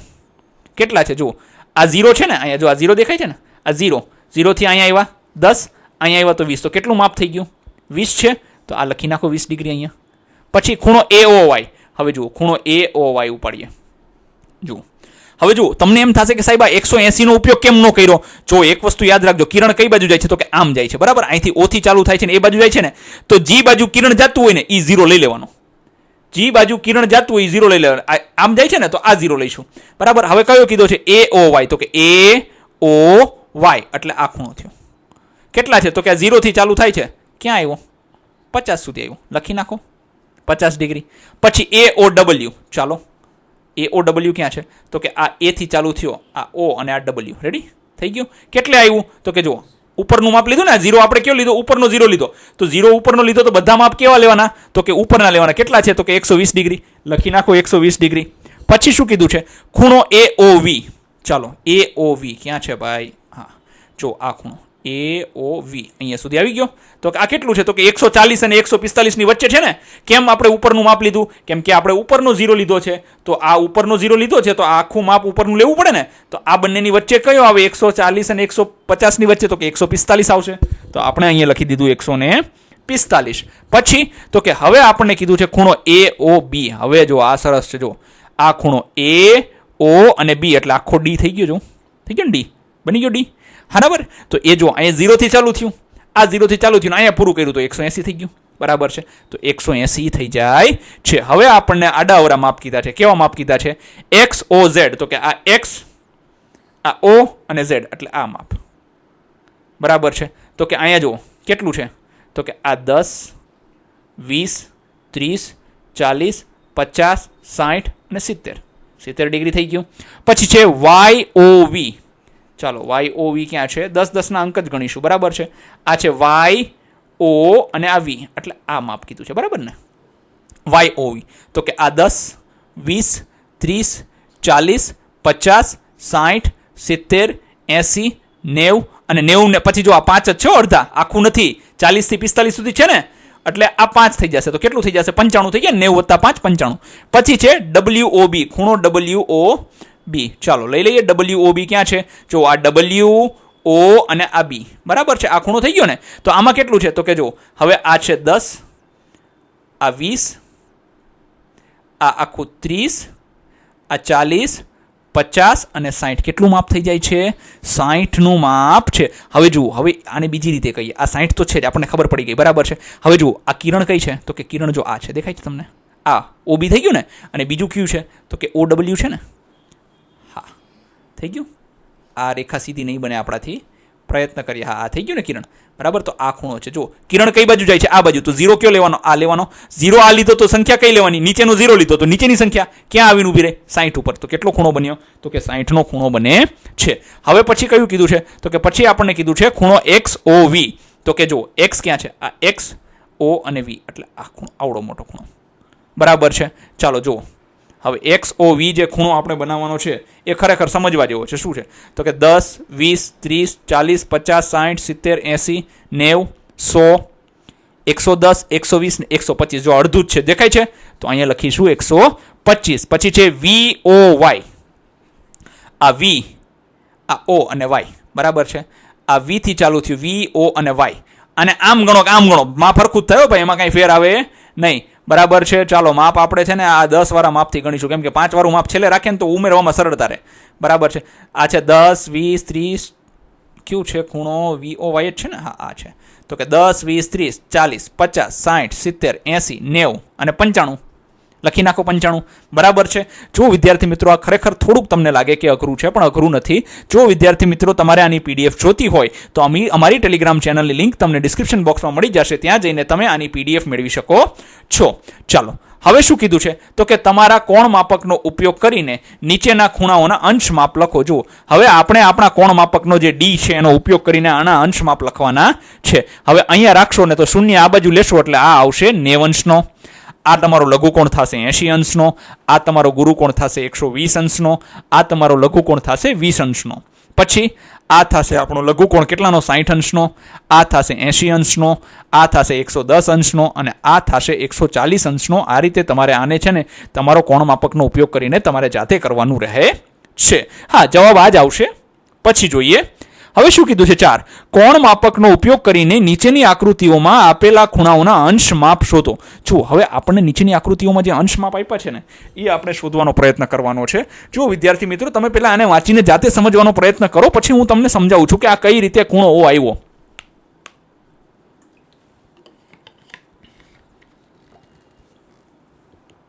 ચાલો હવે જોઈએ નોંધ અહીં આપણે કોણ માપકનો ઉપયોગ કરીને અંદરનો ખૂણો જો કોણ માપકનો ઉપયોગ કરીને આપણે આટલી વસ્તુ આપી લીધી ખૂણો AOB બરાબર છે. હવે આકૃતિમાં દર્શાવેલ બહારના ખૂણાનું માપ શોધવા તેને 360 માંથી બાદ કરીએ. મતલબ આ ખૂણાને જે છે આખો ખૂણો કેટલાનો હોય 360 નો હોય ને આપણે તો 360 માંથી આપણે આ ખૂણો માપ્યો આ ખૂણો કેટલો આવ્યો 120 આપ્યો તો 120 ને બાદ કરો તો જવાબ શું થયો 240 બરાબર છે. હવે ખાસ યાદ રાખજો આ બંને ખૂણાઓનો સરવાળો પાછો 360 થઈ જવો જોઈએ. જો 360 નો થાય તો આપણું ખોટું પડે બરાબર છે. આ ખૂણાનું માપ કેટલું થયું તો કે 360 ડિગ્રી થઈ ગયું. આનું માપ કેટલું થયું તો કે 120 ડિગ્રી થઈ ગયું. હવે આનો બંનેનો સરવાળો કરો જવાબ શું આવવો જોઈએ 360 આવવો જોઈએ. આપણે પેલા કોણ માપકનો ઉપયોગ કરીને આ ખૂણો માપ્યો પછી તો કે 360 માંથી આ ખૂણાને શું કરી દીધો બાદ કરી દીધો એટલે આપણો જવાબ શું આવ્યો તો કે 240 જવાબ આવે છે. તો આ ખૂણો કેટલાનો થયો તો કે 240 નો ખૂણો થાય છે. આખો ખૂણો તમે ગણો ને વર્તુળ વાળો તો એ કેટલાનો થાય તો કે 360 નો થાય પણ આટલો ભાગ કેટલો થયો જો આ બંનેનો સરવાળો કરો એટલે શું થાય તો કે 360 જવાબ આવવો જોઈએ. હવે શું કીધું છે તો કે આ ખૂણો માપવાનો છે બરાબર છે. ચાલો હવે જો આ ખૂણો તમે માપશો ને તો કેટલું ઓલાથી માપશો ને તમે કોણ માપકથી તો 20 ડિગ્રી થશે. કેટલાનો છે 20. હવે આખો ખૂણો કેટલાનો હોય તો કે 360. હવે 360 માંથી 20 કે એટલે આ બહારનો ખૂણો આપણને કેટલો મળ્યો તો કે આ 340 ડિગ્રી મળે છે બરાબર છે. ચાલો હવે આપણે આગળ જઈએ. શું કીધું છે તો કે 5 નીચેની આકૃતિમાં ખૂણો AOB ખૂણો EOB ખૂણો AOC ખૂણો EOC ખૂણો AOD અને ખૂણો EOD ના અંશ માપ લખો. જો વિદ્યાર્થી મિત્રો આ તમે જાતે પ્રયત્ન તમારે કરવાનો છે. કોણ માપકનો ઉપયોગ કરીને તમે આને જાતે શોધવાનો પ્રયત્ન કરજો. એટલું બધું અઘરું નથી બહુ જ સરળ છે. તમે આરામથી આના જવાબો મળી રહેશે. પછી શું કીધું છે ઉદાહરણ. હવે જુઓ આ વસ્તુ ખરેખર કહેવાય ને કે આ જો કે બધી વસ્તુ અગત્યની જ છે, તમને એમ થશે કે સાહેબ એમ કહે છે કે આ અગત્યનું છે, આ અગત્યનું છે, પણ બધું જ અહીંયા અગત્યનું છે. બરાબર છે. હવે આકૃતિ એમાં દર્શાવેલ ત્રિકોણના ત્રણેય ખૂણાઓના માપ અને જે તે ખૂણાઓ પાસે તેમનું માપ લખો. હવે ત્રણેય માપનો સરવાળો કરો, તમને શું મળે છે? આ જ પ્રક્રિયા બી અને સી. જો અહીંયા શું કીધું તો કે ખૂણો એ જે છે, આ ખૂણો જે છે એ કેટલો છે? જો હવે એક મિનિટ આપણે પેન લઈએ. જો આ ખૂણો એ જે છે એ કેટલો છે? તો એ કહે છે 45 ડિગ્રી. બરાબર છે. પછી ખૂણો બી કેટલો છે? તો કે આ છે 90 ડિગ્રી. પછી તો કે આ ખૂણો કેટલો છે? તો કે આ 45 ડિગ્રી છે. બરાબર છે. થઈ ગયું. હવે જો આ ત્રણેયનો સરવાળો કરીએ, મતલબ ખૂણો એ વત્તા ખૂણો બી વત્તા ખૂણો સી, તો જવાબ શું આવશે? તો કે 180 આવે છે. હવે આનું લઈએ તો કે આનો આ ખૂણો કેટલો છે? પી, તો કે એ 60 ડિગ્રી છે. ખૂણો ક્યુ કેટલો છે? તો કે ખૂણો ક્યુ 60 ડિગ્રી છે. ખૂણો આર કેટલો છે? તો કે ખૂણો આર એ કેટલો છે? તો કે 60 ડિગ્રી છે. હવે આ ત્રણેયનો સરવાળો કરીએ તો જવાબ શું આવશે? તો કે ખૂણો પી વત્તા ખૂણો ક્યુ વત્તા ખૂણો આર, જવાબ થશે 60 ડિગ્રી વત્તા 60 ડિગ્રી વત્તા 60 ડિગ્રી એટલે 180 ડિગ્રી થશે. પછી તો કે આકૃતિ સી જોઈએ તો કે એમ કેટલો છે? તો કે આ 30 ડિગ્રી છે. કેટલો છે? 30 ડિગ્રી છે. પછી એન કેટલો છે? તો કે આ 120 ડિગ્રી છે. અને ઓ કેટલો છે? તો કે ઓ જે છે તે ફરીથી 30 ડિગ્રી છે. હવે જો આનો સરવાળો કરીશું તો જવાબ શું આવશે? તો કે ખૂણો એમ વત્તા ખૂણો એન વત્તા ખૂણો ઓ બરાબર 30 ડિગ્રી વત્તા 120 ડિગ્રી વત્તા 30 ડિગ્રી એટલે જવાબ આવશે 180 ડિગ્રી. આનો જવાબ આવે છે. હવે જુઓ, આનાથી એક વસ્તુ સ્પષ્ટ થઈ ગઈ કે ત્રિકોણના ત્રણેય ખૂણાઓનો સરવાળો કરો ને એટલે કેટલો થાય? 180 જ આવે. કેટલો આવે? 180 જ આવે. હો ભાઈ, એમાં કાંઈ ફેર પડે નહીં. બરાબર છે. અનુમાન શું છે કે ત્રિકોણના ત્રણેય ખૂણાનો સરવાળો 180 ડિગ્રી થાય છે. ગમે એ માપનું ત્રિકોણ કેમ નથી હોતું, એના ત્રણેય ખૂણાનો સરવાળો ફરજિયાત કેટલો થશે? તો કે 180 થવાનો છે. પછી શું કીધું છે? તો કે જુઓ, હવે આપણને અહીંયા એક બહુ મસ્ત વસ્તુ કીધી છે. શું? તો કે ઘડિયાળના કાંટા મુજબ જુદા જુદા સમયે જુદા જુદા ખૂણા બનાવે છે. નીચેના સમય માટે બે કાંટાઓ વચ્ચે બનતો ખૂણો શું? તો કે 1 વાગે એટલે લઘુકોણ 30 ડિગ્રીનો ખૂણો બને. હા, બરાબર છે. બીજો તો કે 60 ડિગ્રી. 3 વાગે તો કે 90 ડિગ્રી. 4 વાગે 120 ડિગ્રી બને છે. 5 વાગે 150 ડિગ્રી. જો આ બધાને ગુણાકાર 30 સાથે કરીએ છીએ. જો સમજવાની જરૂર છે વિદ્યાર્થી મિત્રો, આ બધાનો ગુણાકાર કોની સાથે થાય છે? 30 સાથે થાય છે. ગુણ્યા 30 બરાબર આ થઈ જશે ગુણ્યા 30. 3 દુને 6 એટલે 30 દુને 60. 3 તરીને 9 એટલે 90 ડિગ્રી થઈ ગયા. 3 ચોક 12 એટલે 120 ડિગ્રી થઈ ગયા. 3 પંચા 15 એટલે શું થઈ જશે? અરે 30 નહીં, તો બધામાં 30 જ આવશે. 30 3 પંચા 15. પછી તો કે 6 તરીને 18 એટલે 180 ડિગ્રી થઈ જશે. સરળ કોણ બની જશે. જુઓ, 6 વાગે ત્યારે શું થાય? તો કે એક કાંટો જે છે એ શું હોય? મિનિટનો કાંટો 12 ઉપર હોય, કલાકનો કાંટો 6 ઉપર હોય, એટલે શું બને? તો કે 180 અંશ થઈ જાય. પછી તો કે 7 વાગે તો કે 210 ડિગ્રી, 7 વાગે 150 નહીં થાય, 210 ડિગ્રી થશે. પછી 8 વાગે તો કે 8 વાગે 120 ના થાય, તો કે કયો ખૂણો બને? તો કે 8 તરીને 24 એટલે અહીંયા આવશે 240 ડિગ્રી. તો કે 9 વાગે તો કે 9 તરીને 27 થાય, તો અહીંયા 90 બને નહીં, 9 તરીને થઈ જશે 27 કહેવાય. બરાબર છે. એટલે 240 ડિગ્રી. હકીકતમાં જોવા જઈએ ને તો અહીંયા આપણે 180 થી બરાબર અથવા તો 180 થી નાના ખૂણા બનાવવાના કીધા છે. બરાબર છે. તો તમે જોવા જાવ ને તો 180 થી નાનામાં બધા ખૂણા આવે. એટલે આમ જોવા જઈએ તો આ જ જવાબ સાચો છે. આપણે 150, 120 અને 90 લખીશું. અહીંયા 10 વાગ્યામાં તો કે 10 વાગ્યામાં 60 ડિગ્રીનો ખૂણો બનશે. અહીંયા તો કે 30 ડિગ્રીનો 11 વાગે. અહીંયા બનશે તો કે 0 ડિગ્રીનો ખૂણો બને છે. આ રીતે આપણે આને લખવાનું થાય છે. બરાબર. આપણને 180 થી બરાબર અથવા તો નાના ખૂણા બનાવવાના કીધા છે, એનાથી મોટા ખૂણા બનાવવાના કીધા નથી. તો આપણે 180 થી નાના. જો 12 ઉપર 0 ડિગ્રી શું કામ બને? કેમ કે બે કાંટા કેવા હોય? 12 ઉપર આવી ગયા હોય છે. હવે આ કોષ્ટક પરથી આપણું અવલોકન અથવા તો નિષ્કર્ષ શું? તો કે ઘડિયાળમાં દરેક કલાક વચ્ચે કેટલો ખૂણો બને? તો કે 30 અંશનો ખૂણો બને છે. અને 6 વાગે સૌથી મોટો ખૂણો બને. કયો બને? 180. પછી તો 180 થી કહેવાય કે ઓછા થવા માંડે ને ખૂણા. બરાબર છે. તો 12 કલાકના સમયગાળામાં ઘડિયાળની મિનિટનો કાંટો અને કલાક કાંટો બરાબર 11 વખત એકબીજા પર આવે છે. બરાબર છે. આ જો કે યાદ રાખવાની જરૂર છે નહીં. હવે શું કીધું છે? શું કાતર કેટલી ખુલ્લી છે તે ખૂણાનો ઉપયોગ કરીને દર્શાવવું શક્ય છે? જો આ કાતરનો ભાગ જે છે એ કેટલો ખુલ્લો છે, ખૂણાનું બિંદુ આપણે કહેવાય કે ખૂણાનો ઉપયોગ કરીને દર્શાવી શકાય? અરે ભાઈ, દર્શાવી જ શકાય ને. શું કામ ના દર્શાવી શકાય? તો કે હા, કાતર જેટલી ખુલતી હોય તે ખૂણો દર્શાવે છે. મતલબ જેટલો ભાગ ખુલ્લો હોય શું દર્શાવે છે? એ ખૂણો દર્શાવે છે. પછી ખૂણાનું ચિત્રાંકન. તો ચિત્રાંકન એટલે ખૂણો કઈ રીતે બને? તો કે જો આ ખૂણો બને, દેખાય છે? બરાબર છે. એક જ બિંદુ પરથી નીકળે છે તે ખૂણો, જો આ ખૂણો બની ગયો. ખૂણાની ભુજાઓ કઈ છે? તો કે આ ઈ બંનેની શું છે? આ ખાતરની જે પાંખો છે, જે પાંખિયા જે છે તે શું છે? તો કે એની ભુજાઓ છે. બરાબર છે, આ એની ભુજાઓ છે. એને શું કહેવાય? તો કે એને કહેવાય, જો એને શું કહેવાય કે જ્યાં પાંખો જોડાય છે, આ બંને પાંખો જ્યાં જોડાય છે એને શું કહેવાય છે? તો કે એને શિરોબિંદુ અથવા તો વર્ટેક્સ કહીએ છીએ.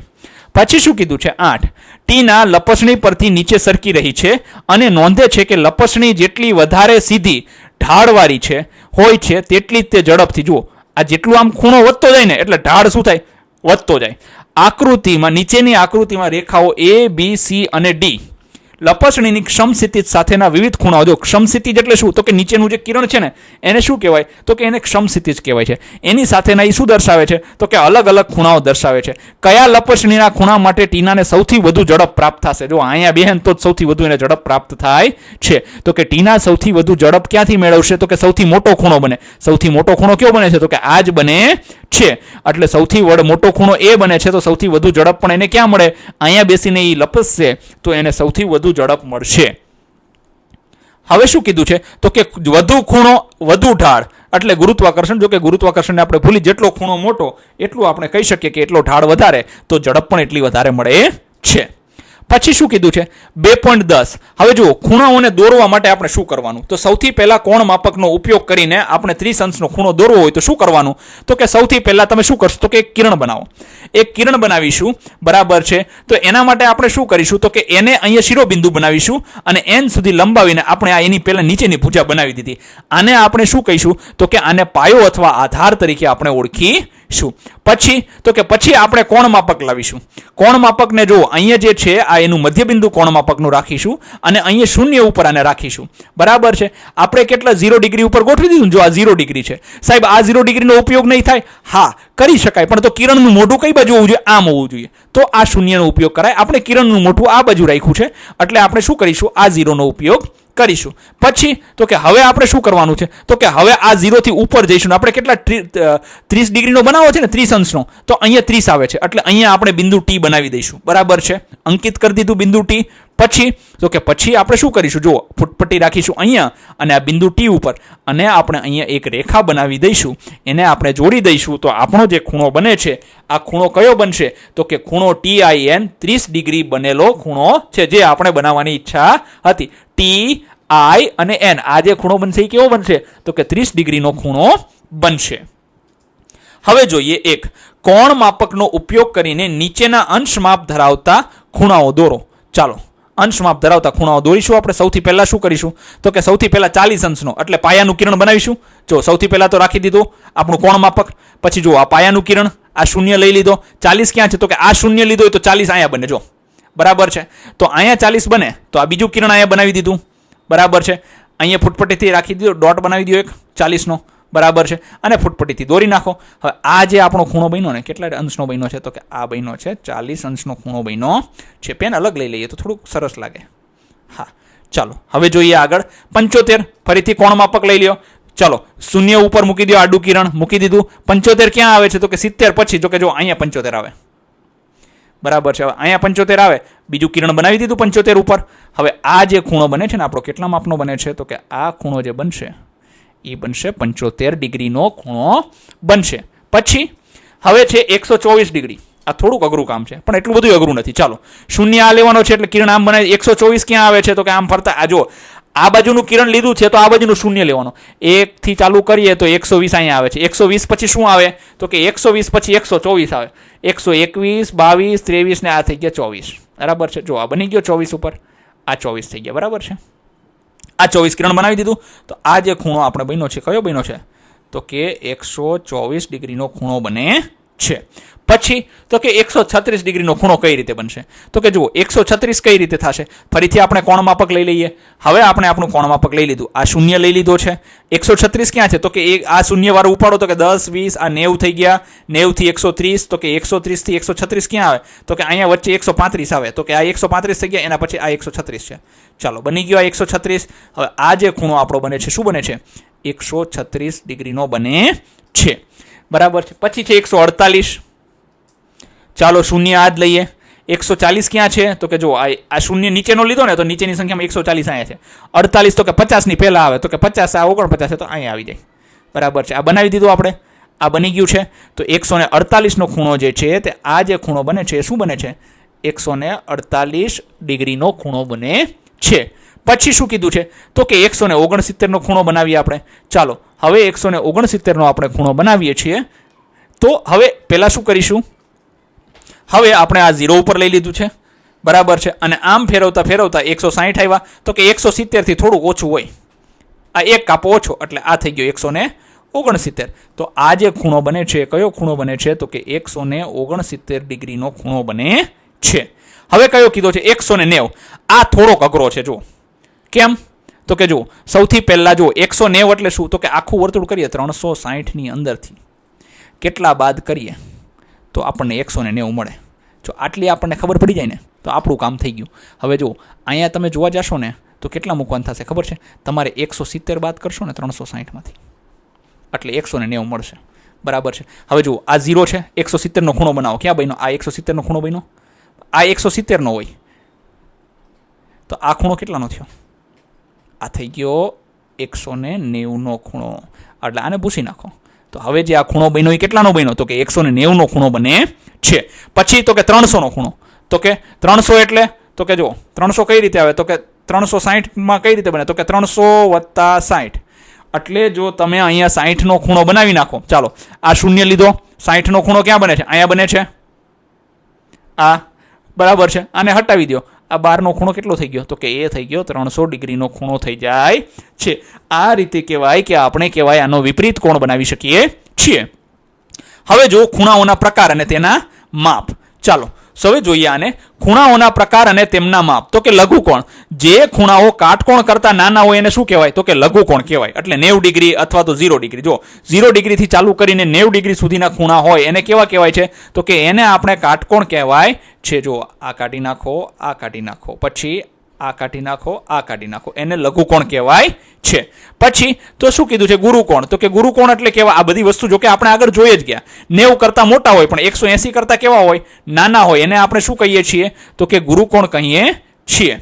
પછી કયો કીધો છે? તો કે હવે એના પછી જે આપણને ખૂણો આપ્યો છે એના પછીનો ખૂણો આપ્યો છે વિપરીત કોણ. હવે વિપરીત કોણ એટલે શું ખબર છે?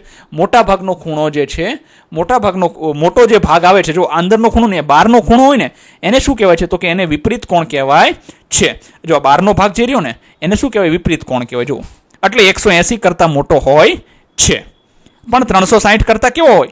નાનો હોય છે. પછી તો કે હવે ખૂણાઓના પ્રકારનો સારાંશ. ચલો તો કે જો હવે આ સમજવાની જરૂર છે. આમાંથી પ્રશ્ન આવી શકે. તો કે 0 થી મોટો પણ 90 થી નાનો તો કયો? લઘુકોણ. પછી કાટકોણ એટલે શું? તો કે 90 અંશનો ખૂણો હોય ને કાટકોણ કહેવાય. ગુરુકોણ એટલે કેવો? તો કે કહેવાય 90 થી મોટો અને 180 થી નાનો ખૂણો જે બને એ શું કહેવાય? તો કે ગુરુકોણ. સરળ કોણ એટલે 180.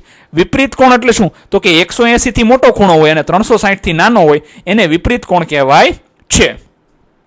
પછી શું કીધું છે? નીચે કેટલાક ખૂણાઓના માપ આપેલા છે તેમને લઘુકોણ, ગુરુકોણ, કાટકોણ અને સરળ કોણ વિપરીત કોણમાં વર્ગીકૃત કરો. હવે જુઓ આપણને અહીંયા ખૂણા આપેલા છે 50 તો શું શેમાં આવશે? તો કે લઘુકોણ છે. 120 કોના કરતા છે? 90 કરતા મોટો છે તો થઈ જશે ગુરુકોણ. 218 90 કરતા મોટો છે, 180 કરતા પણ મોટો છે. બરાબર છે. એટલે થઈ જશે વિપરીત કોણ. પછી તો કે 180 તો સરળ કોણ થઈ ગયો. 90 તો કે એ તો કાટકોણ થઈ ગયો. 45 તો લઘુકોણ થઈ ગયો. 320 તો વિપરીત કોણ. 135 તો વિપરીત કોણ થઈ જશે. 320 તો 135 ગુરુકોણ થશે ને 320 શું થશે? તો કે વિપરીત કોણ થશે. 95 તો કે ઈ ગુરુકોણ થશે. 30 લઘુકોણ થશે. 201 શું થશે? તો કે વિપરીત કોણ થશે. 160 180 કરતા નાનો એટલે ગુરુકોણ થશે. કેમ આવેલું ને? હા 160 શું થશે? તો કે ગુરુકોણ થશે. આ રીતે આપણે આને લખીશું. પછી શું કીધું છે? દરેક ખૂણાનું માપ શોધવા માટે કોણ માપકનો ઉપયોગ કરીને દરેક ખૂણાને લઘુકોણ, ગુરુકોણ અથવા તો કાટકોણ અથવા વિપરીત કોણમાં વર્ગીકૃત કરો. ચાલો ખૂણો NMP જો આ નાનો એવો ખૂણો છે તો આ તો લઘુકોણ જ છે. લખી નાખો. NM N અને Q એટલે આ મોટો ખૂણો છે. જોવા જઈએ તો કાટકોણ બને 90 અંશનો ખૂણો બને છે આ.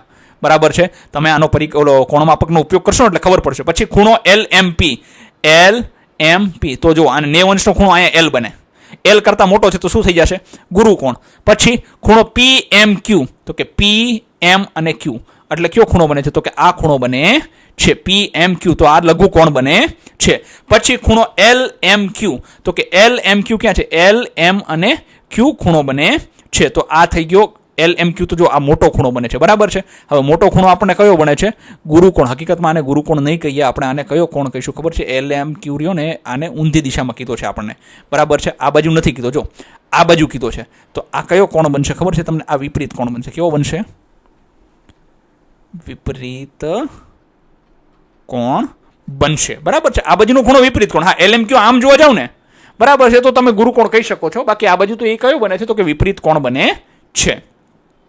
પછી આપણને શું કીધું છે? તો કે હવે આપણને અહીંયા કીધું છે કે દરેક ચિહ્નિત ખૂણાનું માપ શોધવા માટે કોણ માપકનો ઉપયોગ કરો. પછી દરેક ખૂણાને લઘુકોણ, ગુરુકોણ કે કાટકોણ કે વિપરીત કોણ છે તે લખવાનો છે. ચાલો, ખૂણો RET, જો RE અને T, તો આ તો જો 90 અહીંયા થાય, 90 કરતા નાનો એટલે લઘુકોણ થઈ ગયો. પછી ખૂણો TEB, જો આ 90 અંશ ક્યાં થાય? તો કે આ ખૂણો જો 90 અહીંયા બને છે, બરાબર. 90 કરતા મોટો છે તો કયો થઈ ગયો? TEB, તો કે ગુરુકોણ થઈ ગયો. SEB, તો કે SEB, તો આ SEB તો 90 અંશ બને છે એટલે કાટકોણ થઈ ગયો. SER, જો આ બાજુ 90 બનતો હોય તો આ બાજુ 90 બને છે, આ કાટકોણ થઈ ગયો. હવે આવે છે TES, બરાબર છે. હવે TES ને 12નો ખૂણો કીધો છે, બરાબર છે. 12નો ખૂણો કીધો છે ને એટલે હકીકતમાં શું? વિપરીત કોણ બનશે, બરાબર છે. કયો કોણ બનશે?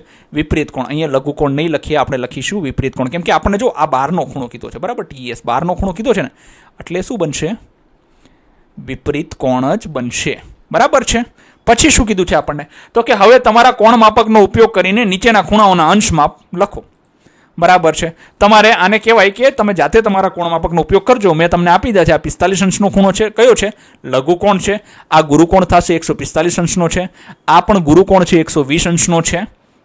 પછી તો કે અહીંયા આ 40 અંશનો છે અને લઘુકોણ છે આ 75 અંશનો છે અને લઘુકોણ છે આ 335 અંશનો છે. તો કે વિપરીત કોણ છે. પછી શું કીધું છે? 3 લઘુકોણ, 1 કાટકોણ, 2 ગુરુકોણ અને 1 સરળ કોણ અને 1 વિપરીત કોણ હોય તેવી આકૃતિ બનાવો. ચાલો પેલા 3 લઘુકોણ બનાવી દીધા. જો આ 1 લઘુકોણ, 2 લઘુકોણ અને 3. હવે કાટકોણ એટલે આ કાટકોણ બનાવી દીધો. 2 ગુરુકોણ બનાવવાના છે. જો આ 1 ગુરુકોણ થઈ ગયો, 1 આ ગુરુકોણ થઈ ગયો, 2 ગુરુકોણ. હવે 1 સરળ કોણ, તો કે જો આ નીચેનો જે કોણ બને છે એ શું છે? તો કે સરળ કોણ છે. અને 1 વિપરીત કોણ છે. તો વિપરીત કોણ રહ્યો ને, જો આ વિપરીત કોણ બને છે. કેવો? તો કે જો આ વિપરીત કોણ છે, આ વિપરીત કોણ બની જાય છે. પછી શું કીધું છે? ઉદાહરણ, એક સાયકલના પૈડામાં સમાન અંતરે 12 આરા છે. 2 નજીકના આરા વચ્ચે ખૂણાનું માપ કેટલું હશે? જો આખે બધાય આખું વર્તુળ થઈ જાય સાયકલનું તો એ કેટલું હોય? 360 હોય. એના કેટલા આરા છે? તો કે 360 ના 15 આરા ગોઠવેલા છે. તો કેટલા કહેવાય કે 2 આરા વચ્ચેનું કેટલું માપ થયું? તો કે 24 અંશ થાય છે. હવે શું કીધું છે કે 2 આરા વચ્ચે, જો આ પ્રશ્ન ખરેખર સમજવા જેવો છે.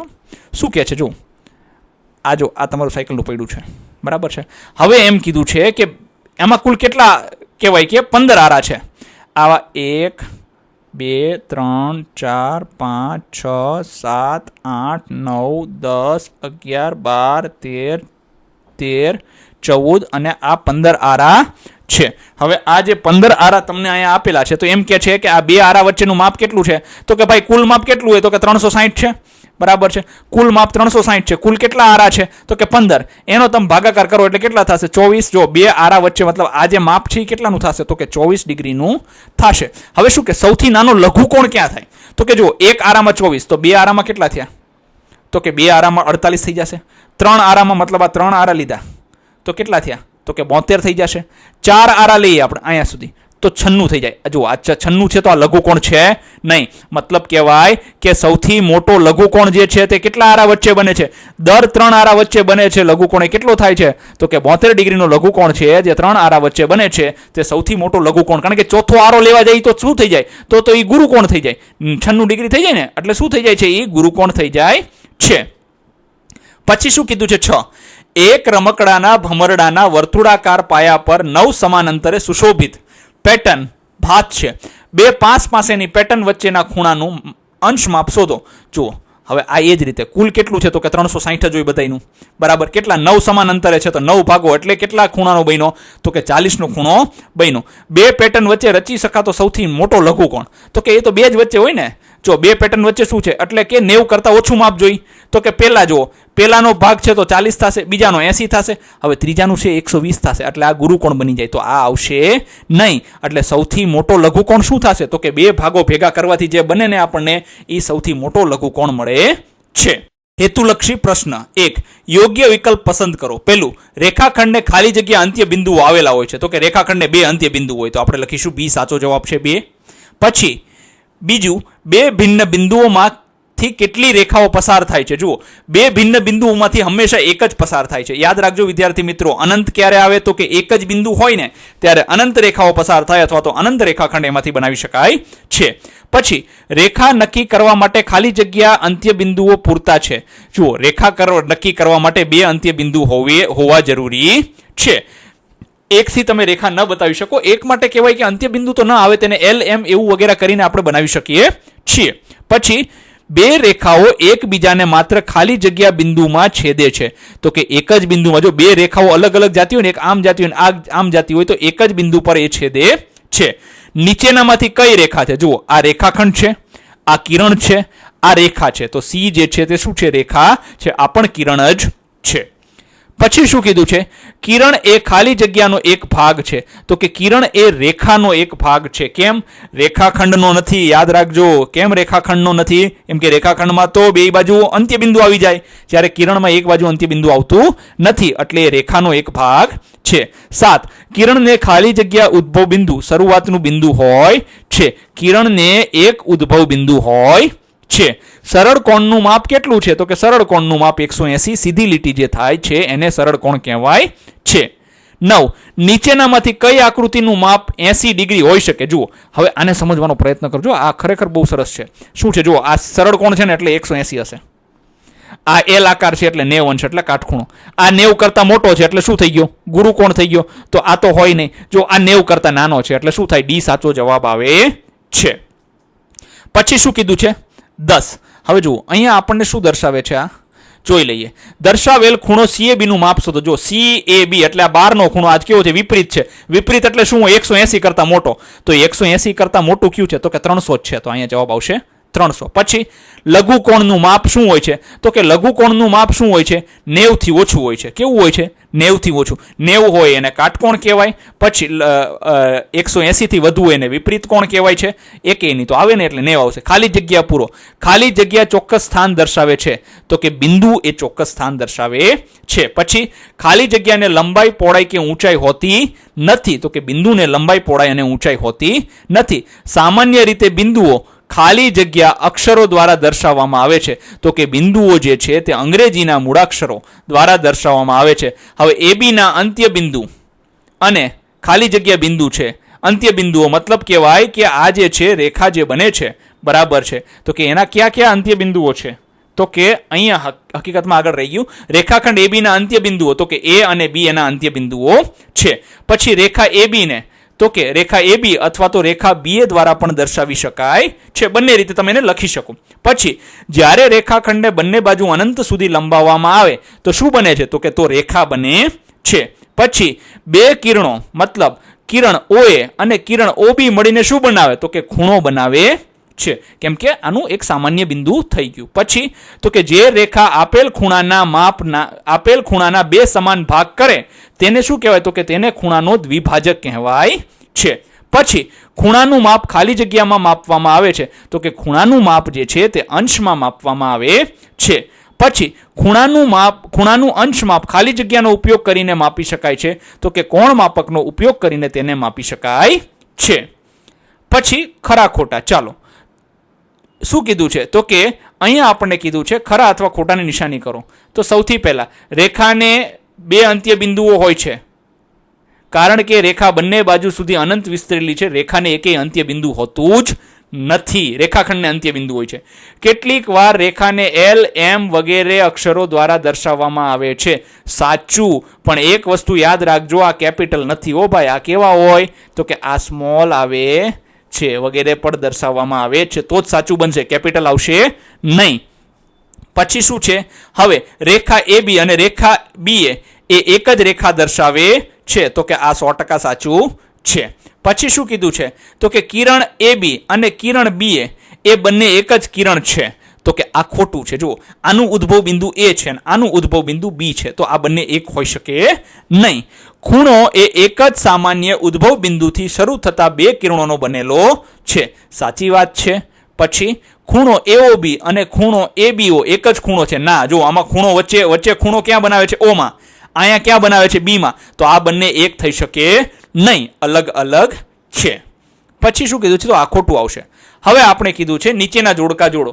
જુઓ, આ કયો ખૂણો છે? તો કે આ છે ને ગુરુ કોણ છે, લખી નાખો B. પછી આ લઘુ કોણ છે, કેમ કે 90 અંશ કરતા ઓછો છે, તો અહીંયા આવશે C. આ કાટકોણ છે, આ આવશે અહીંયા A. આ તો કે પ્રતિબિંબ કોણ અથવા તો વિપરીત કોણ જેને કહેવાય છે, તો અહીંયા આવશે D. જો વિદ્યાર્થી મિત્રો તમને આની PDF જોતી હોય, આની PDFનો આપણે કોઈ પણ પ્રકારનો ચાર્જ નથી, આ બિલકુલ ફ્રીમાં છે. અમારી ટેલિગ્રામ ચેનલ પર જઈને તમે આની PDF મેળવી શકો છો. ધન્યવાદ.